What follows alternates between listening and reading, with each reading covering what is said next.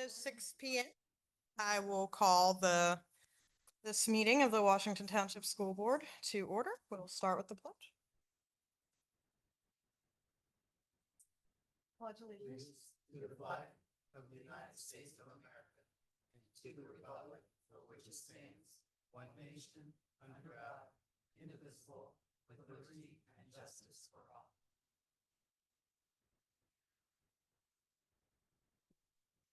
Thank you, everyone, for being here tonight. I will note it is Wednesday, August 27th at 6 p.m. and all 5 board members are present. Moving on to the agenda for today, we will begin with our school spotlight for this meeting, which is True North Academy. Mrs. Eibert.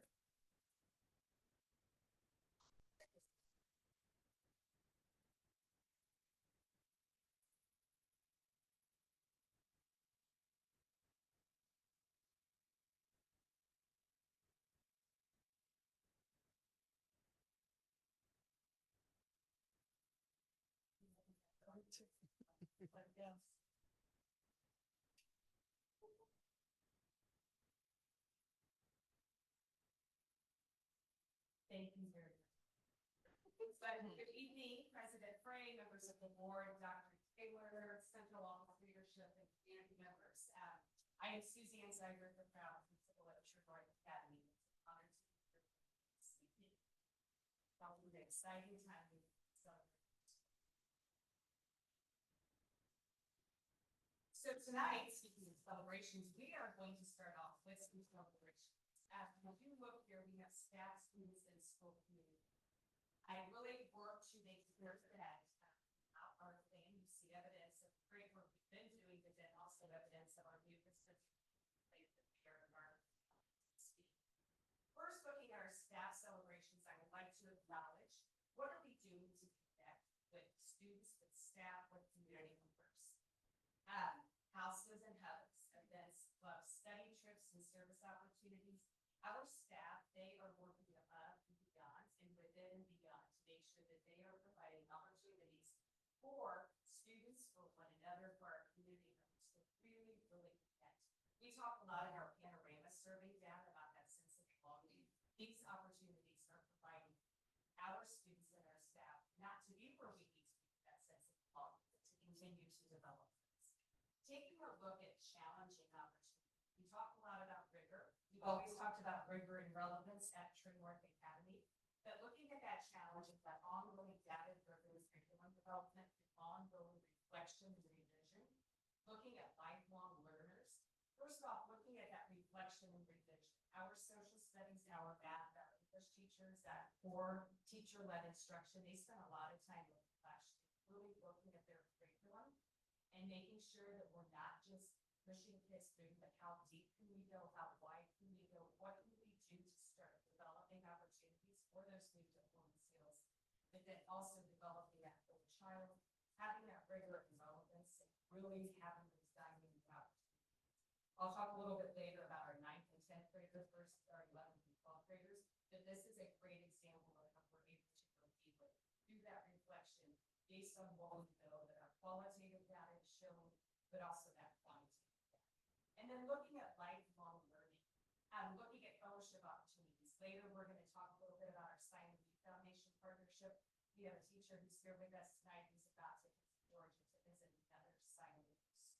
Having those fellowships for them to grow and to learn, and then to also embark upon these grant opportunities. Our Simon Youth Washington Township Foundation. And then there's resources that come along. Our partnerships here in Washington Township with the Early Learning Center. So our kids can get out, have those service opportunities, embarking upon a partnership with Aurora this year so our kids can work with those seniors working with students. And then also looking at those resources. One of the grants that we are submitting for the Washington Township Schools Foundation is going to enable our students to develop those cultural connections, see opportunities that look like them, but then to also have our growth opportunities that look. So again, grabbing onto these resources. And then our PLC leaderships. We have embarked upon our PLCs for the year. We have our PLC leaders, but then really looking, being excited about that leadership capacity. Recently, our PLC team members, which are all of our staff, shared with me reflections about their PLC leadership, comments about I'm going to bring at least one idea in order to this. I'm going to be more active in this. I'm going to look at these particular students. And my goal is for 80% of this subgroup to make it. So really growing that capacity. And then celebrate. Failure's not an option. Students don't come to True North Academy to be put out of school, not graduate high school. True North Academy started, yes, we're in the executive now, True North is our 11th year. We were starting to keep kids in school. I'll highlight a little bit about later, but again, that constant celebration of really looking at failure is not an option. What are we doing to keep kids in school, keep kids engaged in school, and go into that after? And then looking at those unconditional leaders, relentless collaborators, and developers. I don't know, and yes, we have great teachers in Washington Township, amazing teachers. I was walking through classrooms today and I was looking at the engagement, I was looking at the teachers, but then I was also reflecting, we put it school up front. And thinking about our student of the month celebrations and the comments the teachers shared, just the relentless commitment to each and every student, each and every learning opportunity. Wow, they're amazing. I mean, when I say failure is not an option, they know that they're there to help kids to make progress, that 1% better every day, but they're not doing it alone. Today in their PLC, I was just sharing feedback. In our English PLC, the three teachers that prepare the recovery with resource teacher, and then talking about their interdisciplinary projects where they can work together for career project, but then also towards that SAT focus. So many times we get caught up in that skill and drill with the SAT, but then they're also looking at that interdisciplinary piece and that career project that is heading towards what we know we're going to do. So very, very exciting stuff happening with this staff. Looking at our students and the celebrations there, last year, again, we were right at 14% of the graduation rate for students. So exciting. When kids come to True North, we have them graduate, but they're not just graduating. There were 106 kids last year, but one thing we've really made a priority is zero waivers. We want to make sure that the students are getting the pathways, they're getting that SAT score, whatever they need to do. First box, the second box, and that third box. And then looking at the fact that the 440 diplomas in that focus, we've already set goals and desires, hopes, dreams for the new diploma. What is it that we achieve at True? What do we need to do to pass some of those additional math classes going out to that higher level? But right now, we are going to celebrate the moment as we also take action in the future with the fact that we have 40 and the 440 diplomas, 90 of those, and 16 have general. But then it gets better. And this is one of my most exciting celebrations, I think, with the whole night, because it really brings it all together. That is looking at those graduate spotlights, looking at True North now, but also beyond. Several years ago was the challenge of our Department of Education Alternative Education Grant, non-traditional grant, as I like to say. We really started looking at employ, enroll, educate, and enlist. Several years ago, we started these little fairs where kids needed to go and visit all these little tables and learn about it. But it wasn't until a couple of years ago that we really started drilling down on that data. That's one part of the operational piece we'll continue to discover as we look at our data. But over the last couple of years, many people have said to me, I bet you a lot of your kids either going to the military or they just have a job. You know, my goal is for them to graduate to be effective citizens in society. But with a lot of direct focus, very specific work with our school counseling program, with an amazing, amazing school counselor. Our data last year for our graduates, we have the employment at 48% of our kids. Educate, meaning those kids are going to continue their education at 50%. And our enlistment piece has always been right there at 2 to 3%. But I want you to look closely. The enroll educate, we had a 15% increase in the number of kids that are continuing their education in the class of 2020. That is huge. We've been getting notes and messages from kids that can be out. Oh, this is Maine, this is Edward. I need a last minute transfer. Oh, can you get me a copy of this? I forgot that. Oh my goodness, I need another copy of my IEP. Can you send me my 504? And you're like, I mean, it gives me goosebumps like every single night. And I think even more exciting, last night I was just telling some of the we had a young man who reached out very late. He apologized to me this morning. He is applying for the Founders College of Thought. So again, whether it's a 2-week certification program, vocational college opportunity, a 2-year college, a 4-year college, whatever it is, it's so exciting to see that our kids know more and more what they want to do, why they want to do it. And they have goals, they have ambitions. But then again, it also starts before that. When I look at the pathways, we had 38 seniors that completed pathways at the Career Center, 22 weeks. Of that, we had certifications. 24 seniors equated to 40 total certifications across all the pathway opportunities at JDL. And 10 juniors for 14 total opportunities. Then this next piece gets me really excited as well. I was just talking with a lot of you with our friend from Silent Youth. Scholarship opportunities. Never did I ever think that our students would also be applying for scholarships. And while $21,000 may not seem a lot to you, that's huge. That is huge. And those opportunities that are out there, I already have kids coming to me as a result of what we were able to do last year, saying, when do I start applying for scholarships? So again, the more we put in front of them, the more they want to do. I was just talking with our parent who's here with us tonight, and she was talking about keeping her daughter focused towards continuing her education. Work that we're doing with our employ, our enroll, and our enlistment careers and events. We also then quote unquote play in that same bus and prepare for this new business. And then how are we doing this? This is not just True North. It's that ongoing collaboration with North Central, JDL, True North. Together we're working to grow Panthers, tomorrow's leaders, successful and productive citizens, continuing to build upon why True North is. And then when you look at the school community, each year we have a theme at True North, and this year our theme is navigating the road path to success. We are helping each and every kid through their individualized student alongside of our community to develop that road path to success. Together we go far. We know we can go fast if we go alone.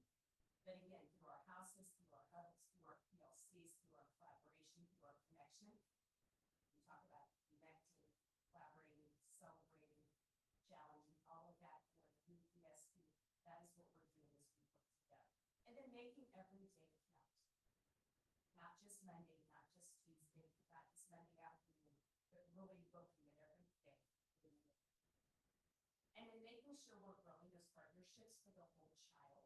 We're going to continue to get our students out there and be familiar with what it means to go into the army, what it means to go into, what it means to go into, what it means to get a job. There are so many opportunities that you really have to look at that whole child and not just develop one part. And then that comprehensive school counseling. And not saying that about the work that we're doing there, but that's not enough. While we are aligned right now with that ESTA model, we're really looking now closely at that torchbearer model of continuing to grow that program, align it not only with these national standards, but above and beyond these national standards, so that we can make sure that our kids are truly getting what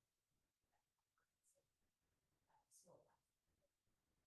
And then looking at our student opportunities, it's not just the academics, it's not just the arts, it's not just developing athletes. It's about leadership. It's about we have leadership opportunities within our school community for our kids. We have 3 kids on the flag football team, kids in the baby that marching on the field. That's Friday night. We have kids on the football team playing football, but we also have students that are sitting there and working very diligently to make sure that they are being filling out these college applications, taking advantage of that. So really developing so very exciting story. Now focusing on that achievement flow. Again, taking a look at our school improvement progress and data over time.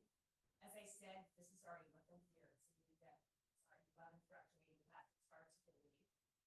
Angela Smith talks often about we were the first project she moved into her position, and now we're going through another renovation, so it's been really fun. But at that time, our goal was to have kids have a non-traditional opportunity.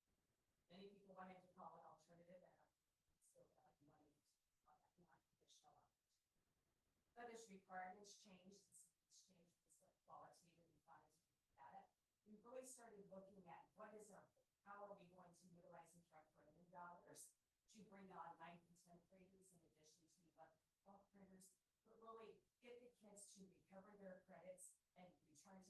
school, and then release them into the world. And then whether they're 9, 10, or 11, 12. But now, as we go into that new decade, really looking at that re-engagement and that reimagination. What I mean by that is we know what we need to do with our attendance according to the state standards, the federal standard, just the standard of having kids understand attendance.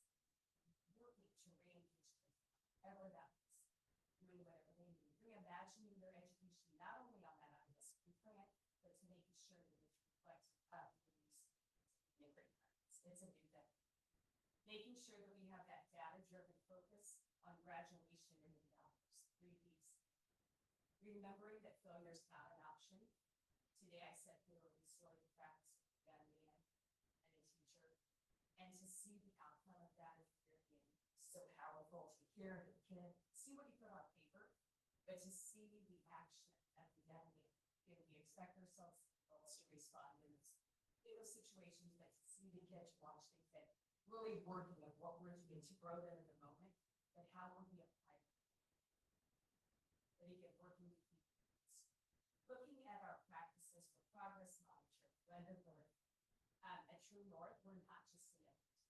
We have teachers.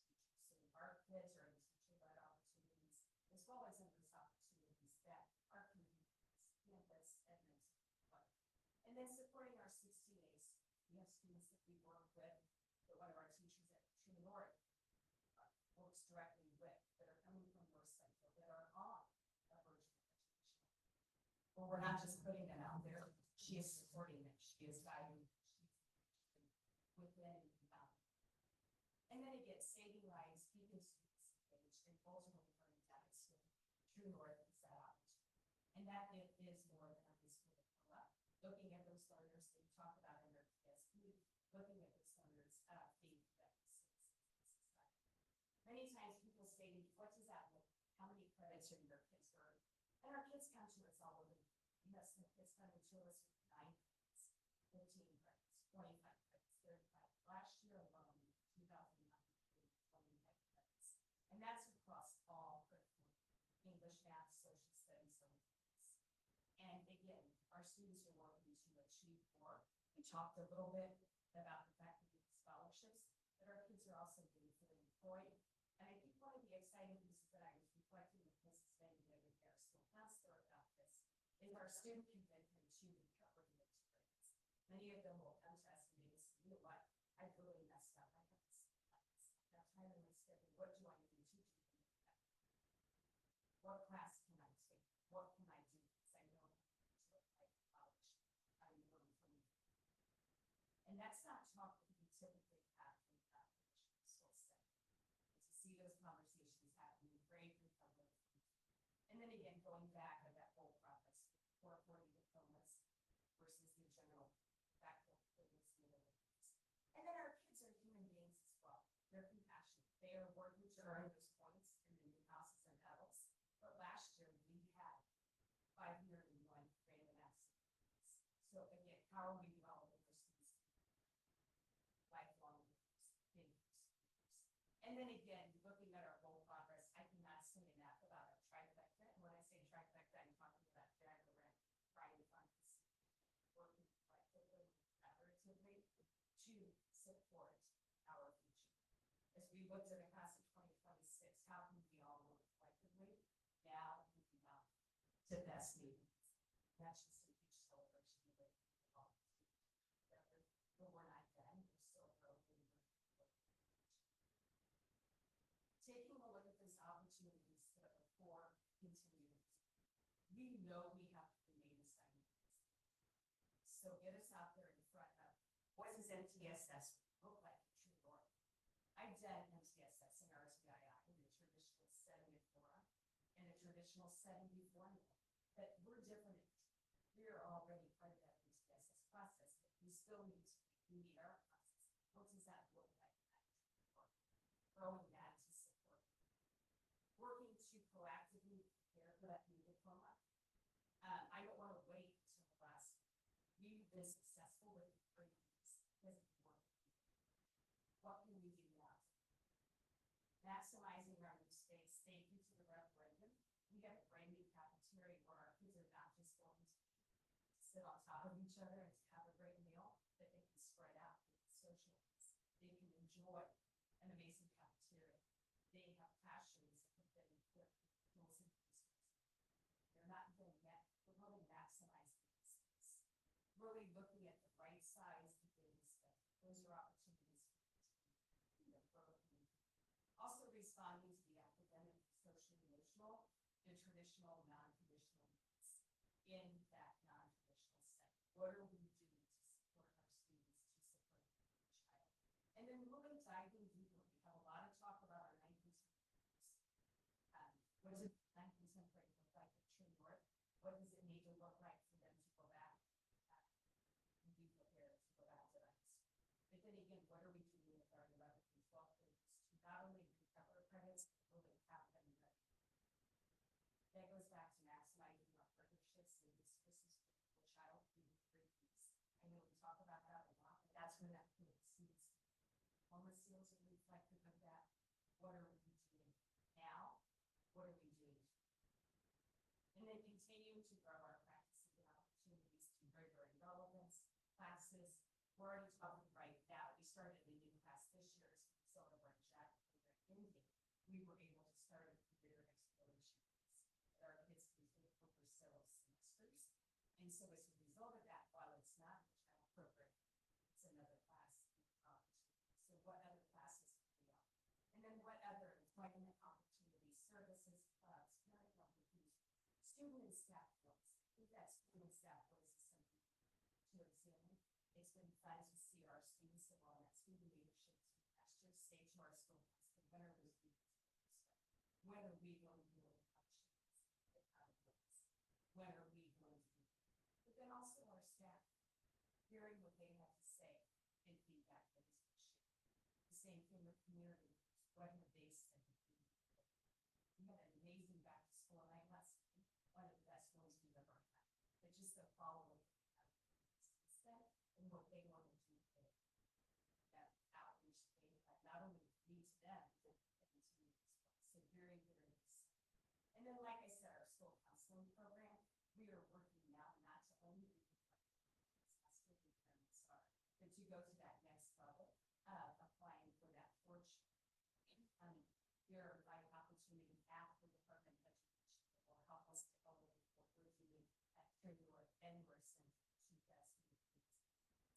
And again, going back to those daily operations, how are we showing up every day to welcome our kids, everything, transportation, how we welcome them on arrival, dismissal, cafeteria, what are we doing to really prepare them for what they need in their education. And again, I really bring building a partnership and CHS and JBL, really working to make sure that we are maximizing that partnership. How are we helping them essentially develop how to that's how we want. And then school improvement practice. Again, promising practices. It's a new decade. How are we remaining as dynamic as our school community? Really looking and working to reimagine and just re-engage our kids. Living and learning through the DSP, looking at our standards for success, our elevator skills, really taking that quality data, using that theme that I mentioned earlier as you navigate that road out to success by utilizing student and staff data to not only celebrate, but to take action. It's so easy to get caught up in the celebrations and think about all the great things that we're doing, but it's not there. How can we continue to that comprehensive school counseling program, really looking at everything from that data goals, taking that generator survey data, taking the feedback that Mrs. Bailey gets, she does assessments and survey staff, the students, to really look at how we're closing those achievement gaps, those opportunity gaps, classroom lessons, individual counseling, small groups. And then thinking about, talk about reimagining our opportunities. So what are we doing for our staff? What are we doing for our kids? It's not a one-size-fits. That part. What are we doing to support our staff? Not everybody needs those professional needs. Maybe they need to do that. The example of the fellowship that one of our teachers will be doing is how can we do it outside the box? How can we develop outside the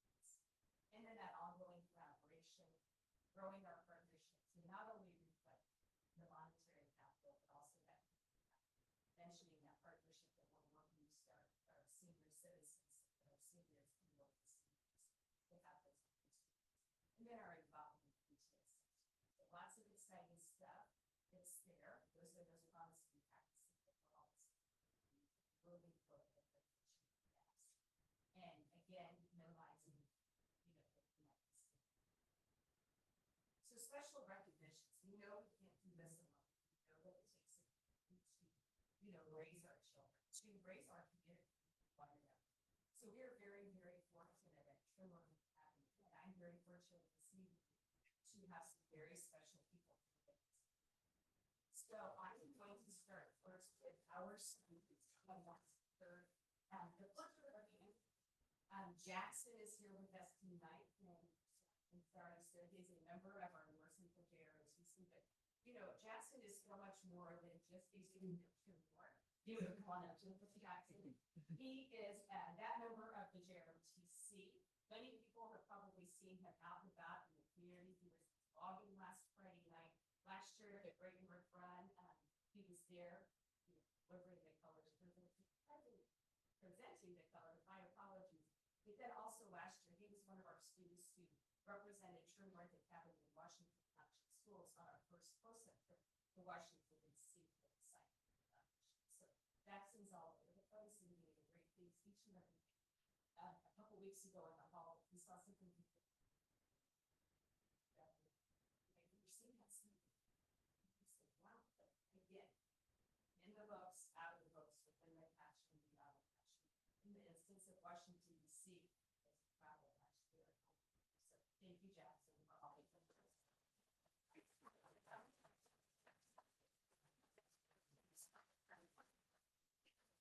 Congratulations. So our bus will be on here. When you go on.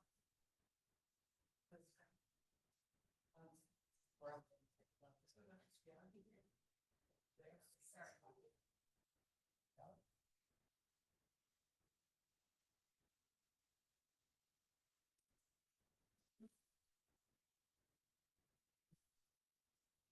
As great as we are, we can always get clear. As good as we are, we can always get clear. Tonight's parent, Sarah Ronson, has been an opportunity for me to continue to grow as an individual, as a leader, as an educator, as a member of. I started working with Sarah last year, a couple years ago, with her first student, we have her second student now with us. She's the one who's going to be there, cheering alongside me. That shows that she's advocating for her children, that she wants the best, not only for her kids, but for her kids. She's going to be that voice that is going to be reflected in what Thank you, Sierra, for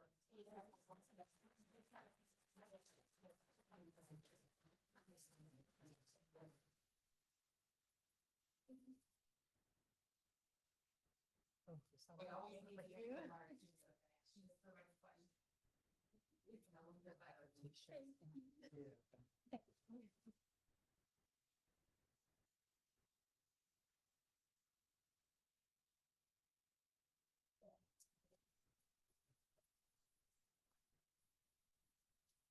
And so our supportive partnership recognition, Simon Youth on tonight. We have both Tim and Kim that are here with us from Simon Youth. Simon Youth were about ready to embark on something when their anniversary with them.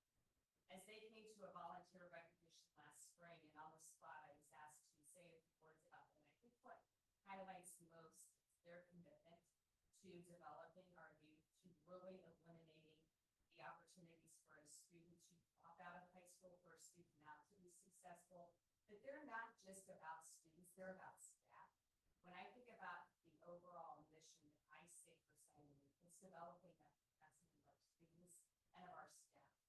When I think of, since the start of school, we have received a capacity ability. We have a teacher traveling to Atlanta to visit another school.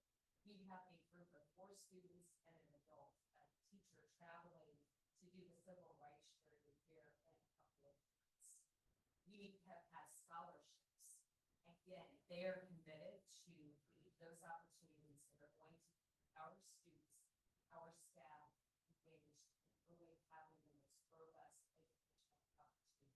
So yes, it is about keeping students engaged in school, eliminating dropout. But again, it's also, we're not going to get there if we don't prepare. That's our students. So it's exciting. It was a journey for us to get to have that partnership with Simon Youth, but one of the best things we did not receive our life. So thank you to both.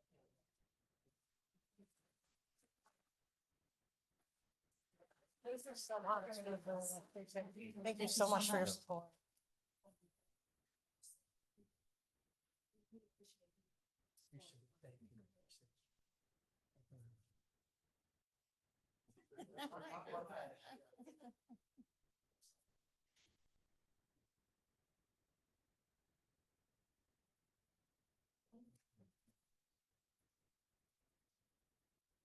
And then in closing, I'm so excited we're recognizing our partners watching this age. I'm going to highlight the fact that we, for the last 2 years, have had the strength member scholarship as part of that $21,000 I mentioned earlier. Also providing that annual support. The class of 1972, they were so loud about what's happening in True Park that in their endowment, they have designated an very nice amount of money to the True Park. Teachers, treasurers, just those membership opportunities for our staff members that I intentionally skipped over that first one. Last year, along with the foundation, we were able to have a mentorship program. I was just speaking with a young lady today with a lot of regulation. We were working to get her back on track. But the highlight of our discussion was when she found out that she was going to be able to partner again on Zoom with her mentor as a result of this program. I thought they were just going to talk about things that they story last year. They talked about what they do on Saturday. So I end with that piece, highlighting that portion program. Think of the Roger Township Schools Foundation, private dollars and public education. It's that financial capital, but it's also that very excited to be able to do that. And then just thank you for letting us shine tonight. You guys know I've never heard a law school words. I love the work that we're doing. Thank you all for it.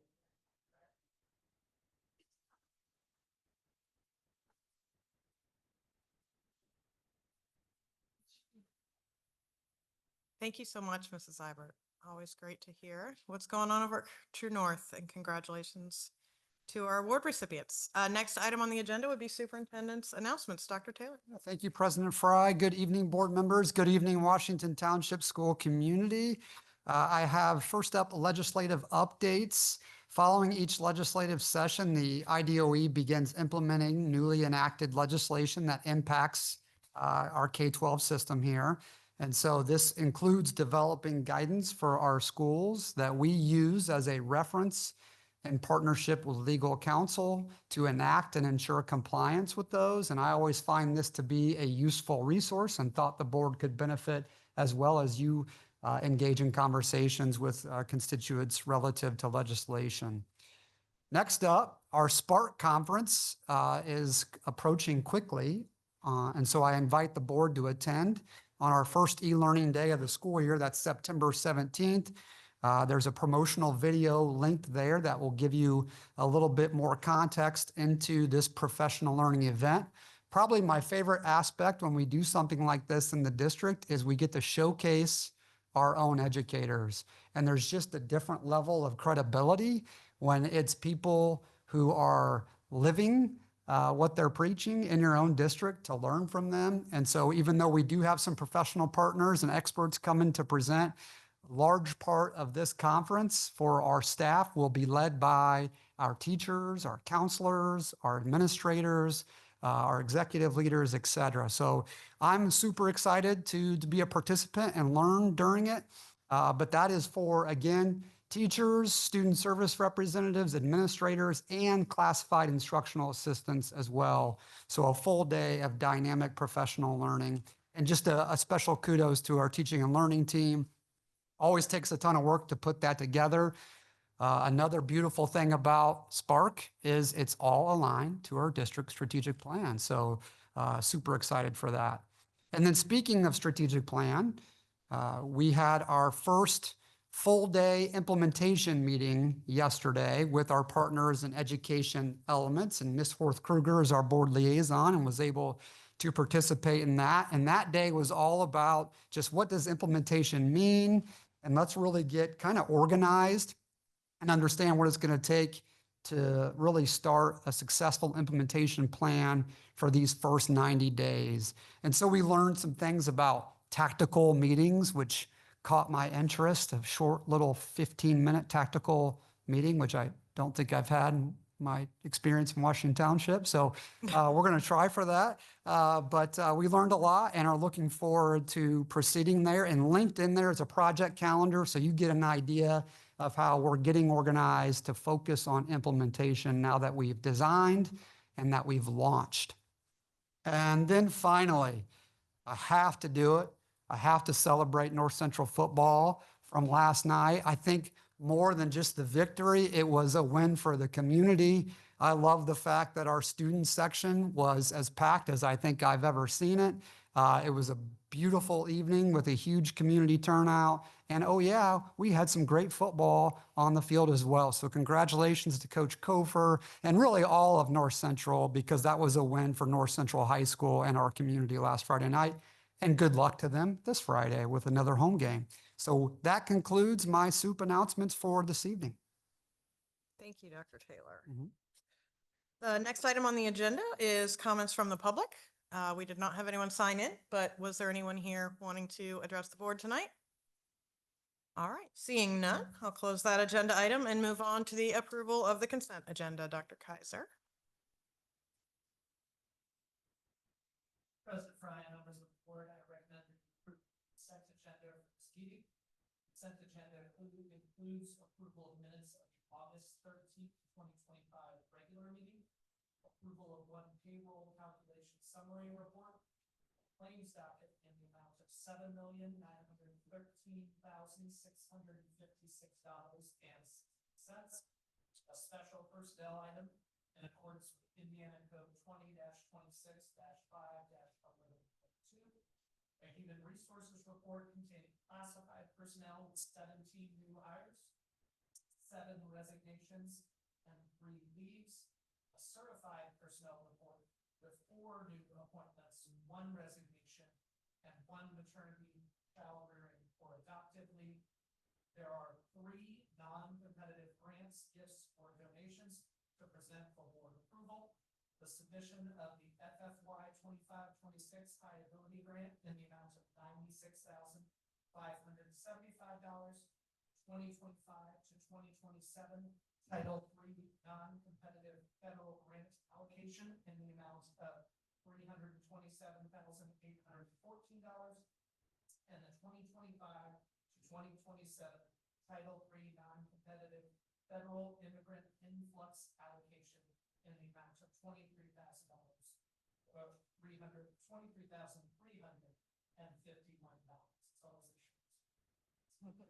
Additional information has been provided in your board packet for this. Board, were there any questions or discussion of the consent agenda? If none, do I have a motion? I move that we approve the consent agenda as presented by Dr. Kaiser. Been moved and seconded. Any further discussion? Seeing none, I'll call for the vote. All those in favor indicate by saying aye. Aye. All opposed, no. The consent agenda passes 5-0. Thank you, Dr. Kaiser. All right, moving on the agenda, we do have a statutorily required hearing in regards to our general obligation bonds. Mrs. Smith will lead us through that. Members of the board, if you recall, our last meeting, we had an illustration for our proposed 2025 general obligation bond.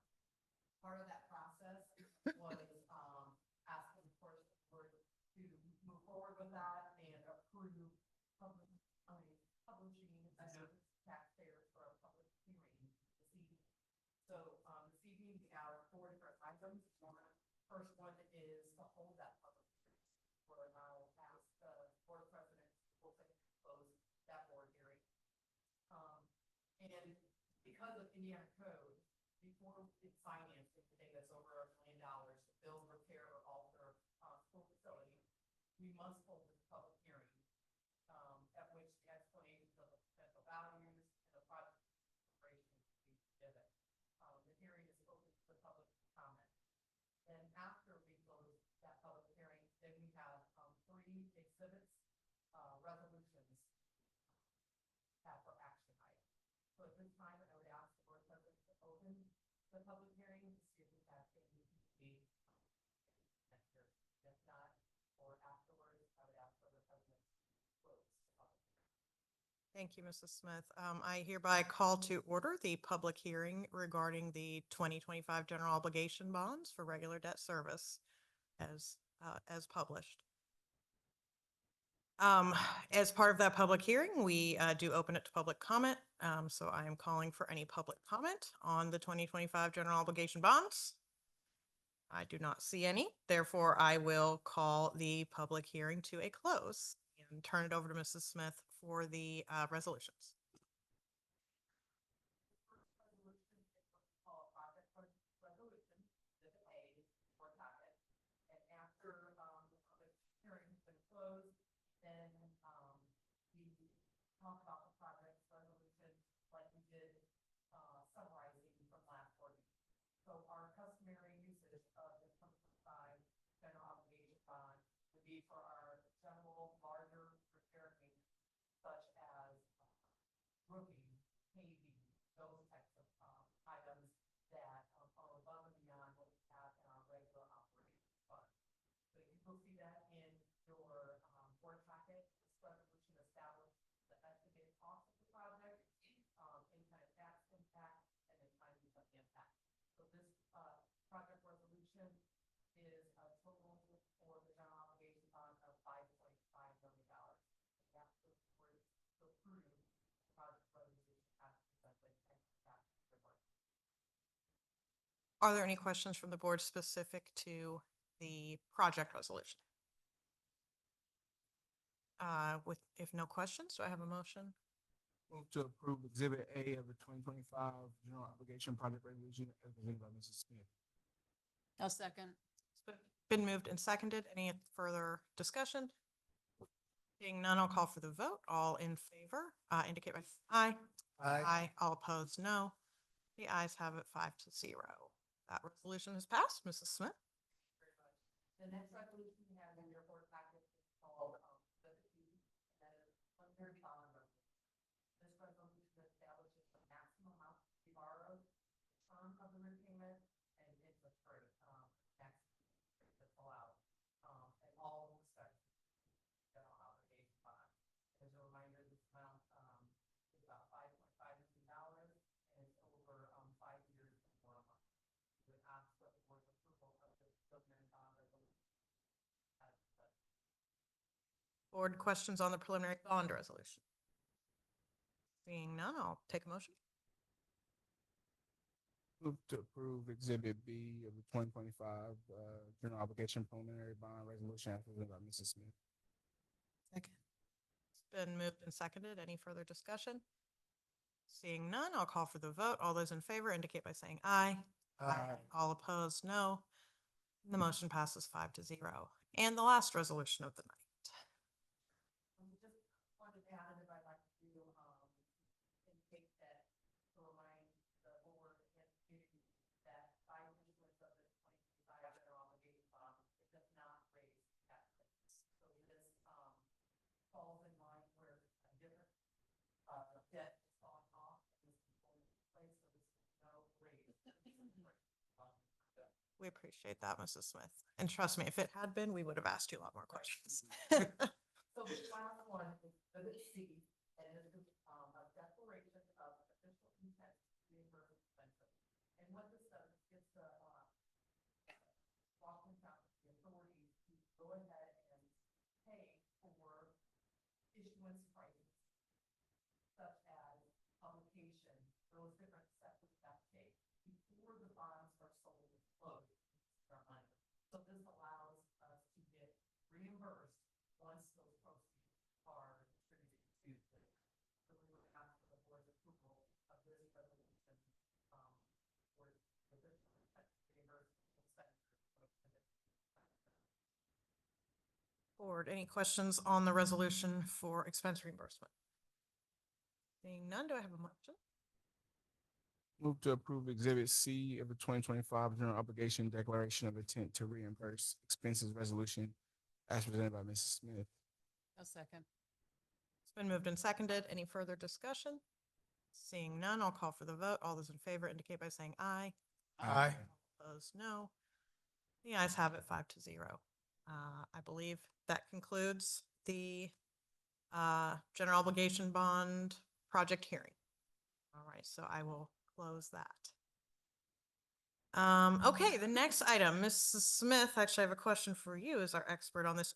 Do I need to call this next agenda item as a separate finance meeting as part of the agenda or? Okay, so with that, I now call to order the finance meeting aspect of the agenda tonight.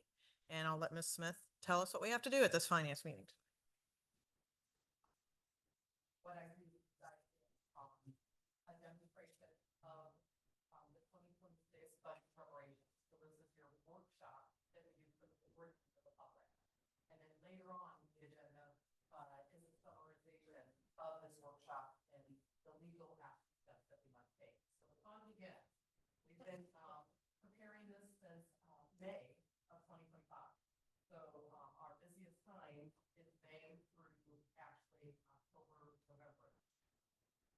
So you'll see this in our agenda for this evening, talking about our objective, our goal, our mission, and vision. We'll cover the budget calendar, schedule, talking about the school corporation major budget funds, the input, the data gathering, the review, comparisons, and then the next steps. There are three main steps to the budget process. One is this evening, where we hold a budget workshop, and then later after to advertise. The second one is at the next board meeting, which is September 24th, where we're required to have a public hearing on the budgets. And then last but not least is October 15th, where we will have the ask board for adoption. So just talking about our overall objective, of course, is to maintain our expenses within the revenue provided, focusing on our programs and services for our students, while providing a competitive compensation package to obtain employees. And of course, there's our mission statement for our district and our vision statement for our district as we grow our campus. And then this is statutory deadlines from the Department of Local Government. So we have to abide by all the state rules and regulations along with our required steps by certain dates. So we receive this information usually every February of 2025, of each year, for more than next calendar year's budget. So a lot of people think, oh, okay, the budget is fiscal year, school year. It is not that way for schools. Both the majority of the schools are January, December. So this work and preparation happens in basically a year in advance for that budget to be approved and certified. So once we get that information from the Department of Local Government, we put together our budget prep schedule, and we usually take that anytime in May to the board approval, because these steps are very, very important for the board to participate in certain legalities where we have to have the majority of the board members present during these certain parts of the workshop and the public hearing and adoption.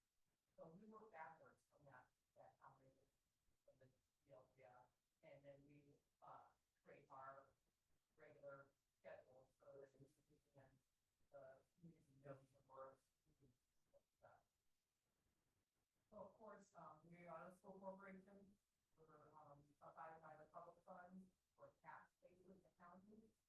Any school corporation that is under 15,000 students is tax-based accounting, not a school accounting, like a regular entity of corporation. So tax-based accounting is literally your revenues, your expenditures, and POs. That's fund accounting, where we have these funds that everything's broken down by, and have certain rules for each type of fund that we are governed by. And of course, our plans, the budgets that we must achieve the DLGF requirements for the town and legislature for that. So this is just talking about our major budget funds. A lot of people still remember the general fund and capital projects, transportation, and fund placement. We just put that in there. They changed actually in 2019, but a lot of people all that stuff applied to understand what fund they actually went to. We have education fund, our operations fund, we have our debt service fund, talk about our general operating fund,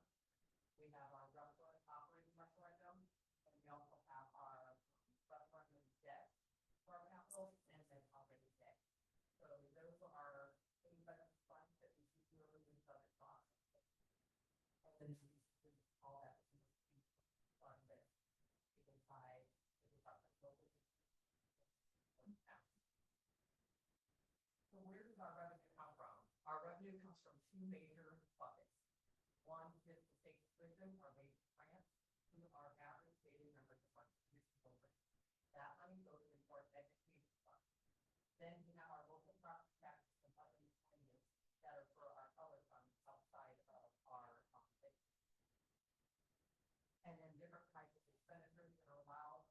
One, when we think of education, it's that direct English education, so it goes well, is to our education fund. And then operations, all overall, part of the operations of the central admin, building services, location, facilities, things like that, things from the operations fund. Then of course we have our debt service fund, where we have our general obligation fund, projects. And then of course, for our general community, referendums that we have three different types of referendums, and one is in our operating referendum, and also general areas within our district, and includes a lot of them to our district, and then the capital referendums that in 2020 that the board, our staff, our community, our students, all of those stuff going across our district. And then when we develop a budget, there are so many people involved in gathering that data and private sources that is generated through all these different areas of the system. Now, gathering the data, of course, comes from a lot of information. So we talked about our good support, our basic grants that come from this enrollment. This is the historical depiction of our fall enrollment. So we keep down twice a year that constitutes our funding.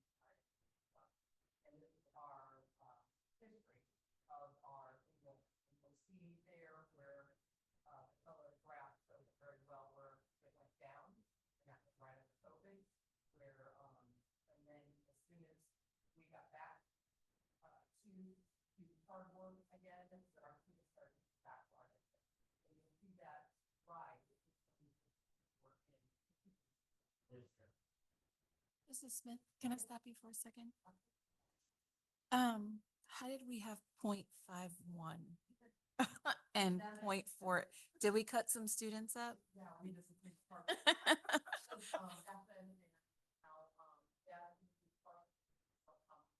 Okay, gotcha. Okay. Gotcha. Thank you. And then here is our spring enrollment and the difference. If you look at those numbers, you're like, why are they all lower in the spring? It's that what happens with some seniors, they graduate on late. And that's the majority of the numbers that is that goes down to the second set of them that we have for the And then what do we do with all of them? Be able to tell estimate what we might be receiving the next year, especially after a legislative session. We have this tool from the other Department of Education.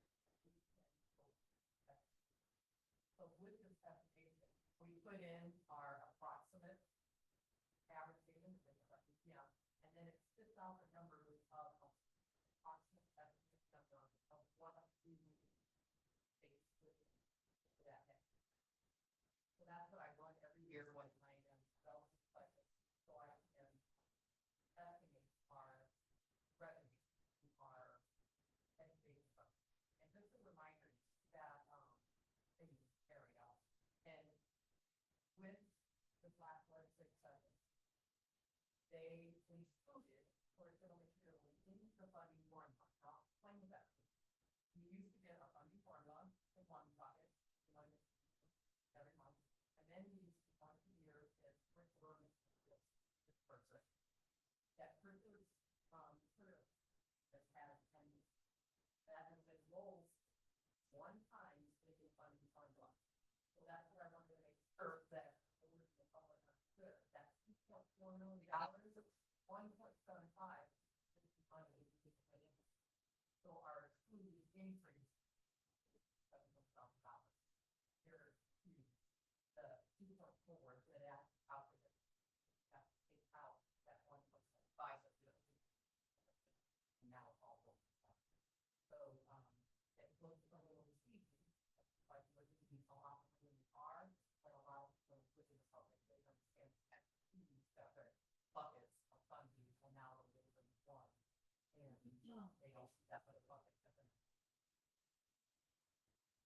next we'll look at the, tax rate history for our district, and we'll see that where, we have remained stable since, 2021,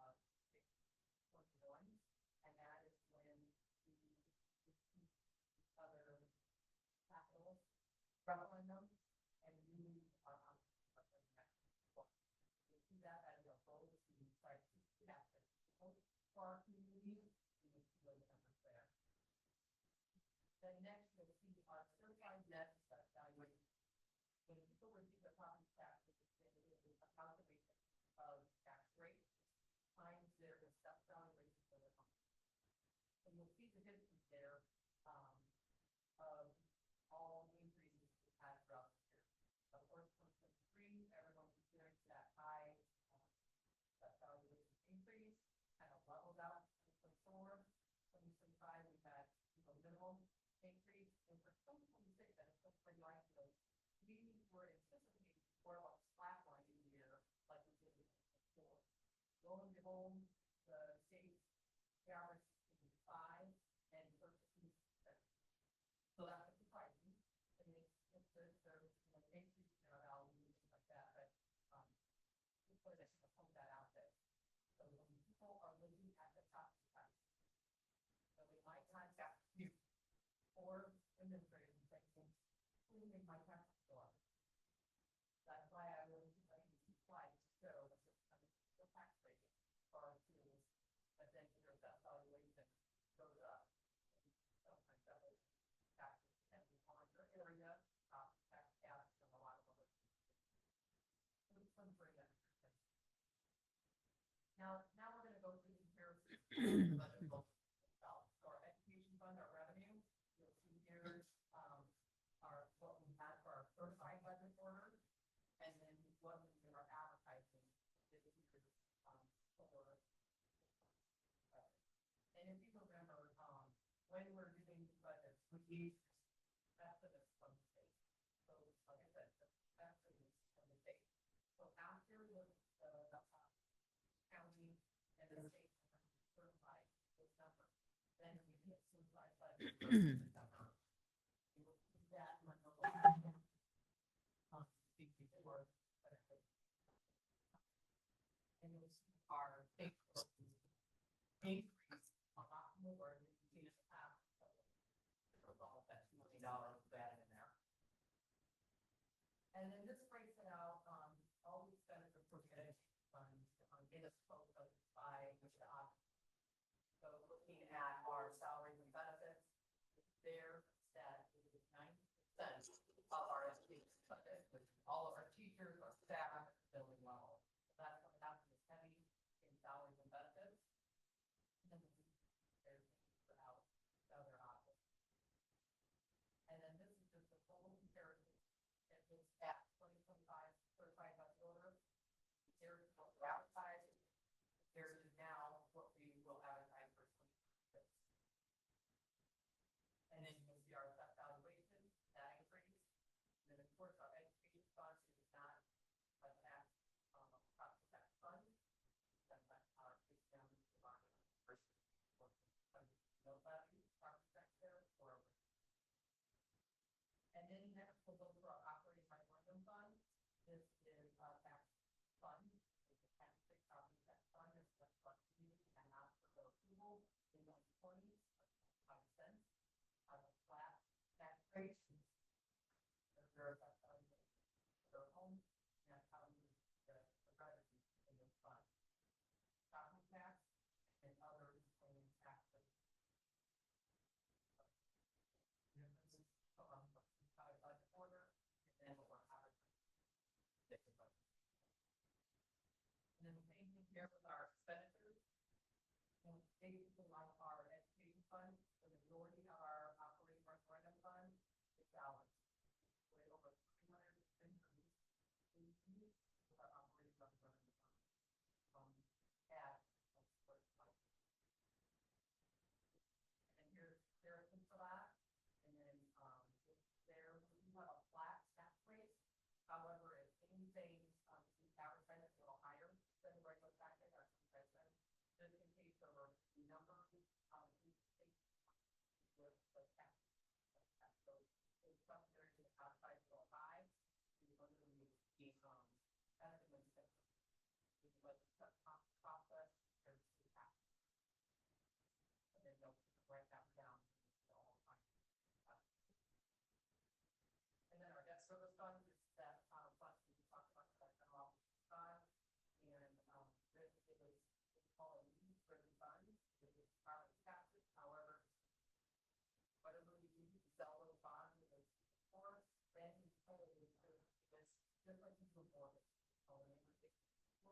So this is huge fund, like, here's what our tax fund, and then we cover, and then our payments will go to that.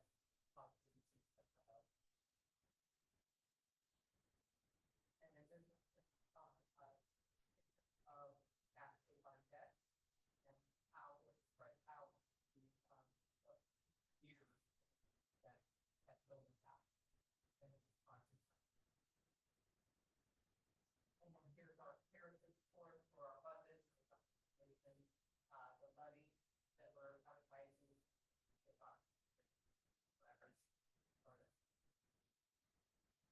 And then here's our referendum debt fund. So those are our capital referendums, where all of our construction for our building. And those are the same way that spell funds to fund those projects, and then you have everything that pays on back in future years. So that account there, and that'll show all of those. We have no more financing for the capital referendum, so all the financing has been sold, and then these are the payments that will go all the way out to 2040. And then these are the summarizations of the last 5 Decembers.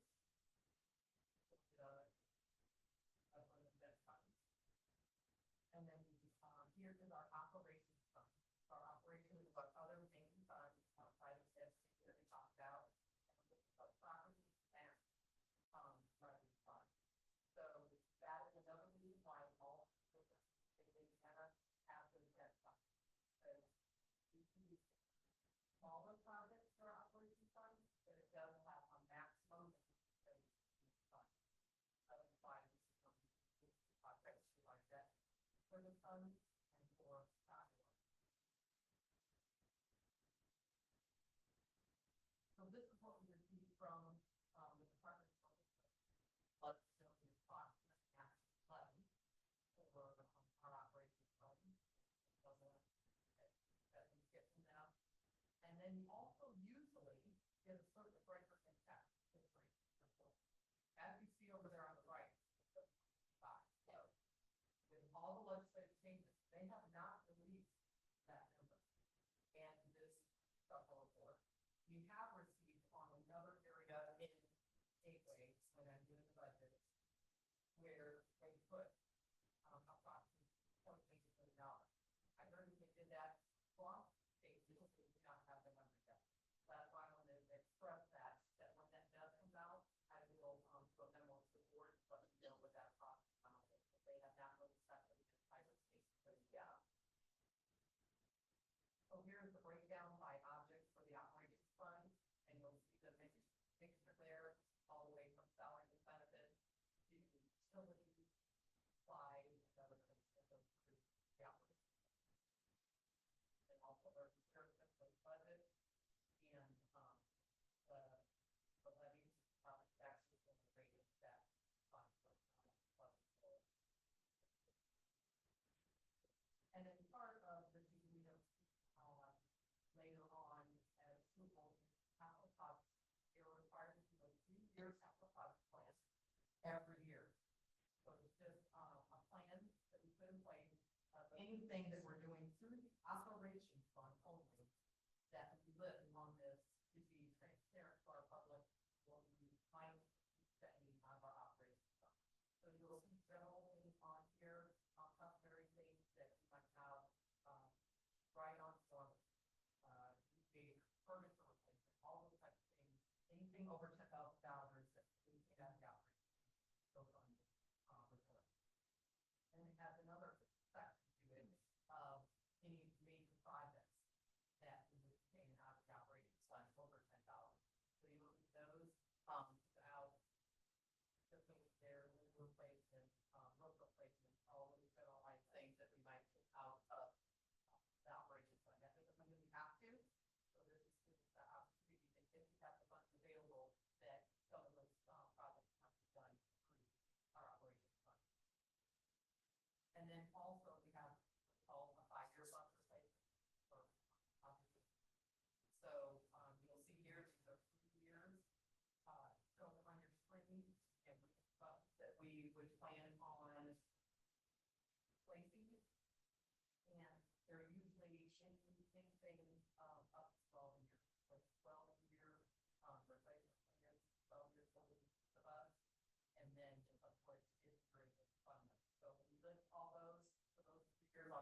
page, and then you'll see the other tiers on the page, the average cost, stuff here that we can put for all of our budgets, you know, projects and budgets.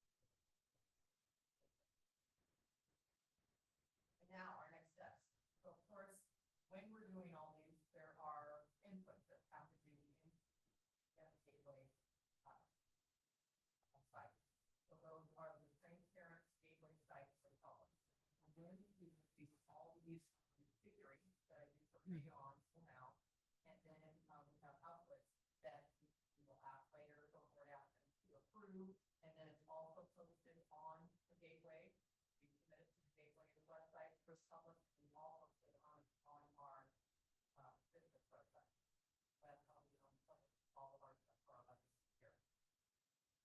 So this is one of the requirements, is what's called Form 3. It's the summary list of what I just showed you and all the details of the fund. So these are the totals for the budget for those, all the major budget funds, here, dollars, and then also transfer. The transfer that it shows on there is the transfer that will allow us to educate fund for our operations fund. And that's the result when they discontinue the general fund that has 4 boxes in it, and then they also discontinue operations, the transportation, the capital project, and the bus replacement. 2 of those buckets from education from the old general fund came over to the operations fund, but the funding did not move with it. So there's legislative Indiana code that states that we should transfer up to 15% of those revenues still committed our education funds to our operating fund, covering those category buckets that move over to operating funds. Why they have not separated out that funding for us, they have not. I really thought it was going to last a couple of years, but it's still that they would have to annually transfer that every year. So then we also on our Form 3 have to list our estimated taxes by fund, and this is the total of those that we went through previously on the screen here for all our major budget funds.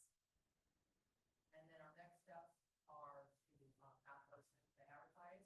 That's our next item here, and then we advertise what it is on the gateway website. 3 different things right now. We are Form 3. Those summaries we talked about for those taxpayers, and then also our bus replacement plan and capital projects. Each one of these steps must be 10 days apart, a minimum. So that's why we work backwards with that calendar that we see to make sure that we're hearing requirements of the date being set. So our next one will be holding the public hearing on September 24th. Well, on enough today. So you'll see that our hearing, September 24th, and our adoption, and we'll be asking for the board to adopt our budgets, and then some ancillary resolutions that go with the requirements for that. So these are just more things that I've already talked about. After all that is done, so this is part of the stance, and then they work all of them. They work all the tax rates, they work all the different miscellaneous taxes, excise tax, vehicle excise tax, this tax, all of that things. Then they certify our budget. They're required to certify our budget each year by December 31st. Once they certify it, then we start out our new year, we load them up here, everybody works off those budgets then for that calendar year, January. That is a lot of information, and I know that when we're talking about budget, but I just have to answer questions so they have on the budget. Board, any questions? So a little bit of information. We appreciate that and we greatly appreciate your expertise. If there are no questions on the budget workshop, then we'll go ahead and conclude the finance meeting portion of the agenda tonight. And we will move on to our action items, the first of which would be the permission to advertise the budgets just presented. Mrs. Smith. First thing that I'll bring up is talk about that form. If you saw the summary on that, this is what the actual form looks like.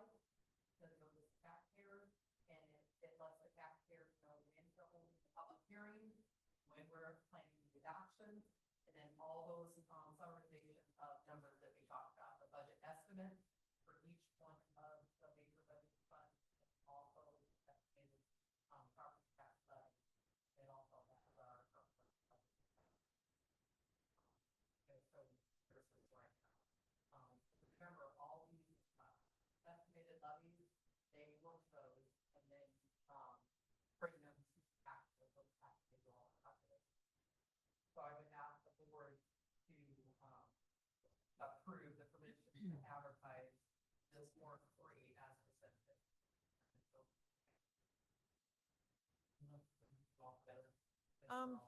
They're all together. Yeah, we can go, you can just, we can approve all three at once. Of the requirements that capital talked about, is required, this also has no tax. The website, also the our Washington Township website, and this is the two pages saw, so that it collects the public. It has, the plan for our capital, project plan on any projects on one page, and then any kind of, assets or purchases, so equipment on the other. That, for our website, and then also the budget replacement plan. Also has a little taxpayers, about two things, public hearing, when the public hearing will be, and then show the things went over, similarly the 5 years required, and, how many buses, and, total dollar amount that, is possible. And then it also has a second section, and this is if you're going to go above and beyond your current fleet and why. So I would ask for the board approval to advertise the item as presented. Board, any questions on the advertising of the Form 3 capital projects plan or bus replacement? All right, if there's no questions, do I have a motion? Move to approve the permission to advertise 2026 budgets Form 3, capital projects plan and bus replacement plan as presented by Mrs. Smith. Been moved and seconded. Any further discussion? Seeing none, I'll call for the vote. All those in favor indicate by saying aye. Aye. All opposed, no. The ayes have it 5-0. You may advertise, Mrs. Smith. And yeah, you got 2 more to go. All right, we can make it. All right, the next action item on the agenda would be a diesel fuel contract. Mrs. Smith. This is a customary thing that, we have brought to the board, and what this is, a contract that we use to, lock in prices. For patron, for our bus. And this, the rate has gone down, has not, the rate was very volatile over the last year, going up and down, a lot in a rate and it drops. So we're waiting for that to level out, and it has now. So we were contacted and are able to negotiate the price of $1.41, over the next 9 months. So we felt that was a pretty good price that we need, and we perhaps of that of that. Board, any questions on the diesel fuel contract? Seeing none, do I have a motion? I move we approve the ratification of the diesel fuel contract as presented by Mrs. Smith. It's been moved and seconded. Any further discussion? I will just note that this is a decrease from our prior contract, correct? Always nice to know. Okay, if there's no further discussion, I'll call for the vote. All those in favor indicate by saying aye. Aye. All opposed, no. The ayes have it 5-0. And Mrs. Smith, your last item for you tonight, financial services contract. Dr. Taylor and I kind of need from a company called Policy. I know heard about them. They are a finance company that provides services to districts, and with this, they specialize in property tax and cash flow analysis, and that helps do projections out. It's a software that doesn't allow 3 years. It also helps the districts with front line. one renewal to same price. If not, whether it's a lot of that by the word rate and paid. So they help with all that question and analysis. And we are asking the board to approve going into a service contract with Top Analytics for helping with their property tax estimates to show us what the outcome from Senate Bill 1 and other outcomes from the legislative session, along with the kind of referendum numbers for us, those kind of things. I've been working with them personally, going back and forth through our regular capital district and then utilizing their expertise to forecast for information that the board from that for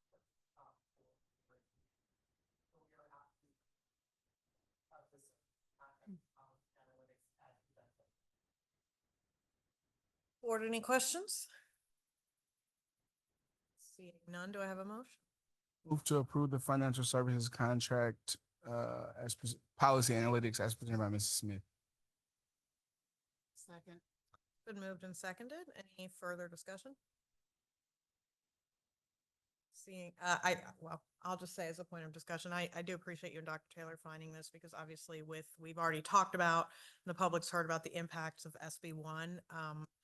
It's complex and it's not the kind of thing that, anybody can just sit down, and figure out. So, for the purposes of any public watching, but also in general, I do, thank you guys for really, seeking out, not just saying, okay, we're going to figure this out, but really saying, hey, we need to do this right, and find the right resources, to help us appreciate the upcoming complexity. So thank you for that.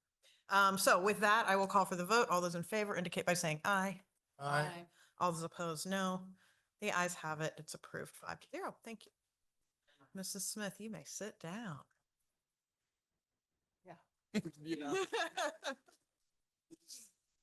Okay, sorry, moving on. Mrs. Hazlitt, next agenda item is McKinney-Vento grant submission.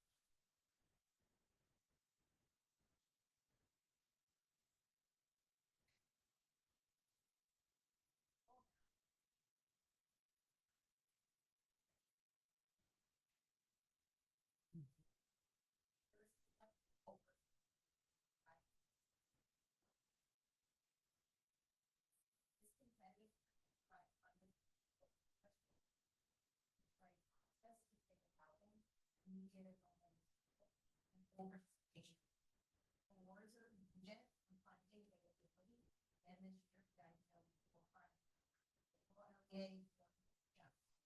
Washington Township will continue consortium with from township perspective, serving the north side.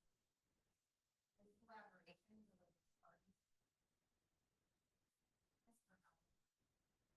Some key initiatives are continuing our partnership with Franklin. They provided one-on-one support to nearly 100 Washington during the 2045 integrated program and collaborated with advocates. Also professional funding and support staff index national associations. Strengthening and prevention. And then see if this helps to cover the cost and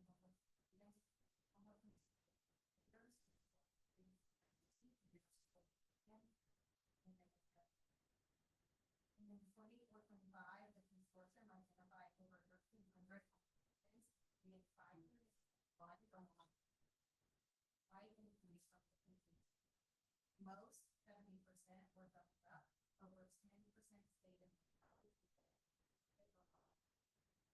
Lawrence Township will continue as a retail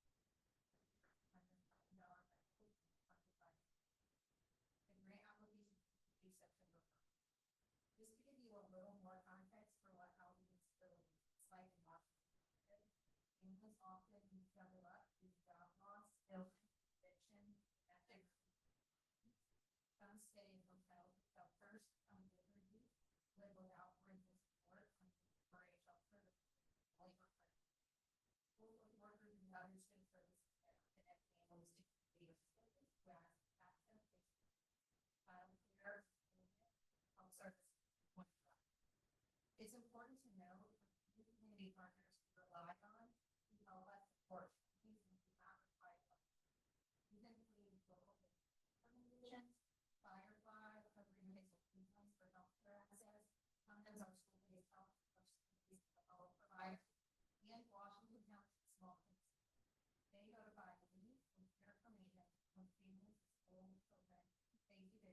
able to find them, how I can.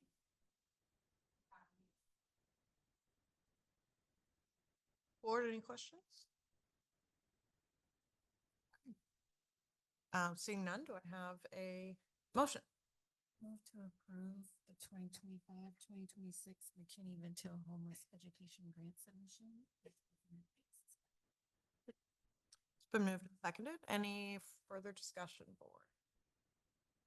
My only point of discussion, I do want to say, I think all of us would probably have many, many questions about this population and all the things we do for them, but I think the lack of questions is not for any lack of interest in that, but acknowledging that tonight we're just approving, yes, please go get some money to to help them, but we do really appreciate the extent of what you guys do to reach out to this population and support them. So with that said, if there's no further discussion points, I will call for the vote. All those in favor indicate by saying aye.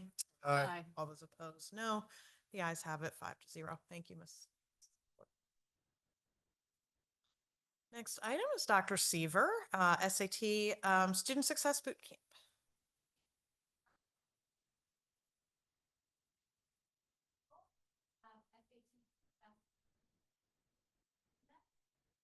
We would like to support post-secondary goals by providing targeted health tutoring for students. SAT success by academic learning, correct? And we provide 200 virtual students with an exclusive 4-hour week camp where they will learn testing strategies, practice items, environments, and raise their scores higher. Actually, we did last year in my fall, we had positive feedback from our students. I must admit, they were walking through the room where they were test and but we have lots of smiles left and developed back. So in addition to that, we have classes growth about the options. And this school year as well, as well as tutoring funds. Board, any questions? Mr. Thompson. Dr. Seaver, who do you guys choose to, there's 200 people, I'm sure there's more than 200 people taking the SAT. How did the students get selected?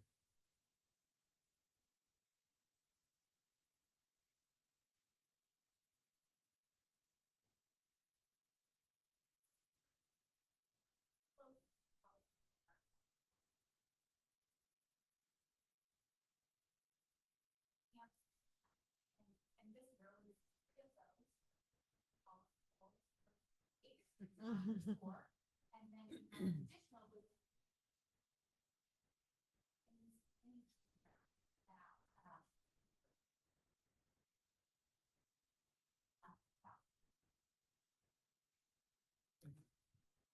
I have a question.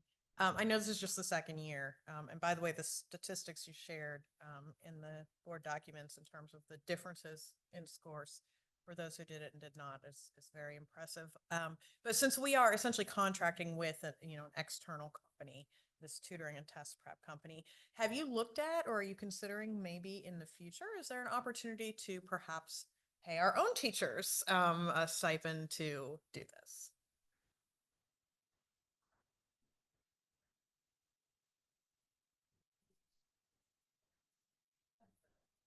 the way in which it is structured is we certainly are doing lots. Performance utilizing our own staff, but we don't have a strategy or per se, and so that's something that right now teachers are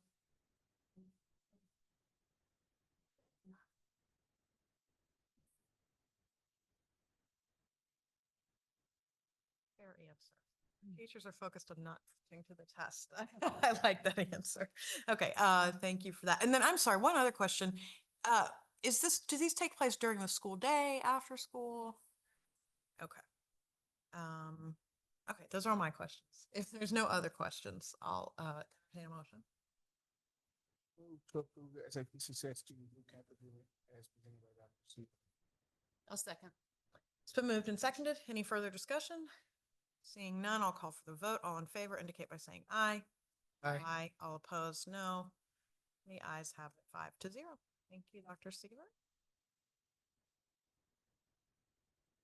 And Dr. Kaiser is back with us for next item would be second reading of some policies.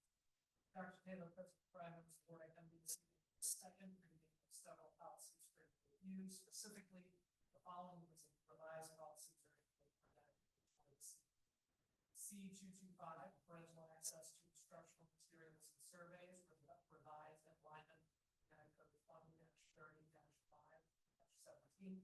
C225E, which is the human sexuality instruction consent form, which was revised in alignment with policy C225. Policy G350, which is audio, video, intentional recording on school property and meetings, which was revised in alignment with 20-26-5-35. Policy C175, which is student attendance, academic engagement, and truancy prevention policy, which was revised in line with Indiana Code 20-33-2-7. Indiana Code 20-33-2.5-1, and Indiana Code 20-33-2.5. C175E, which is the religious instruction attendance form, which revised to align with C175E200, which are own policies. Policy A100, which is non-discrimination and anti-harassment, which was revised to align with Indiana Code 22-93.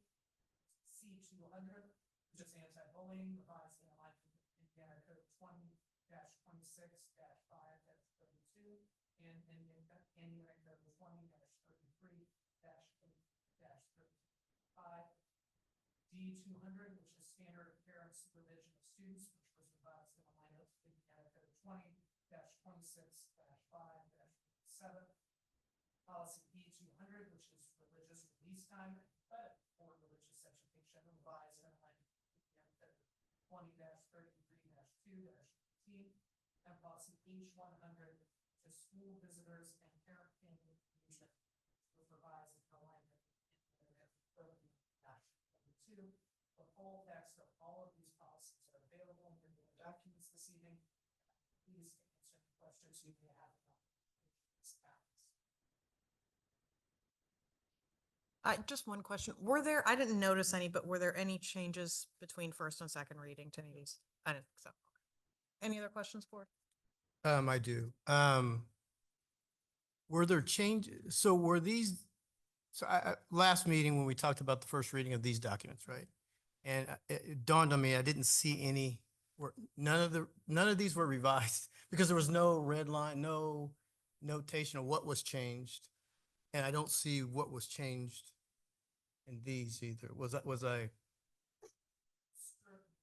District, yeah, there were revisions to policies when I'm handling the monthly for policy liaisons, George Davis and Mr. Thompson. We had reviewed those revisions and I asked if they wanted clean policies presented or if they also wanted red lines provided. They had indicated that the board members requested red lines. I am happy to provide. I'm those requesting. anytime. Yeah, because I don't know what you changed. I don't know what I have to pull up each document and go side by side. Easier to see. So we didn't necessarily, well, we had to technically change it, but anything that was changed was, the wording was given to us by law, if that makes That's sense. fine. And like, so in board docs, like in C225, Yeah. the one little change that was changed is highlighted in red. It's highlighted. So that one is, so the rest of them, Oh, they're not? Oh, no, that one is, I think there's one that has some yellow highlight. But I thought it was because it was first reading, so I was kind of giving it No. and now, and I think, well, we're gonna have another item, but those first readings don't have any, I can't tell where you're making the change. I'm happy to provide if you would like to see both red lines. Yeah. And, Just of the first. Yeah. Don't worry about these, but on first reading, if I could see and that. I can do that for the first reading. Yes. Thank you. Any further questions? Seeing none, do I have a motion? I move to approve the second reading of revisions to the board policy and policy related forms C225, C225E, G350, C175, C175E, A100, C200, 200, E200, and H100, as presented by Dr. Kaiser. I'll Sec- second that. Been moved and seconded. Any further discussion? Seeing none, I'll call for the vote. All in favor indicate by saying aye. Aye. All opposed, no. And it passes 5-0. Thank you.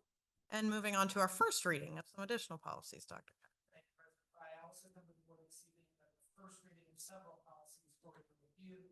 These represent the remaining policy change recommendations that were based on the last legislative session. Specifically, those policies also include the board about this evening are policy B100, board authority and philosophy, adding the reference to policy D150, B150 board organization, which was revised under 20-26-4-1. Policy B200 membership, which was revised in alignment with Indiana Codes 20-26-4-9, Indiana Code 2023-4-30, and Indiana Code 20-26-4-7. Policy C425, which is student suicide prevention awareness, which was revised in line 20-20-6. Policy D250, which I want to highlight for the board, that is a policy on the teacher appreciation grant. That is a deletion of the policy and not a revision. As we know, there was significant change to the teacher appreciation grant that happened this last legislative session. Those policies are required to be submitted to the board for approval or to the DOE for approval.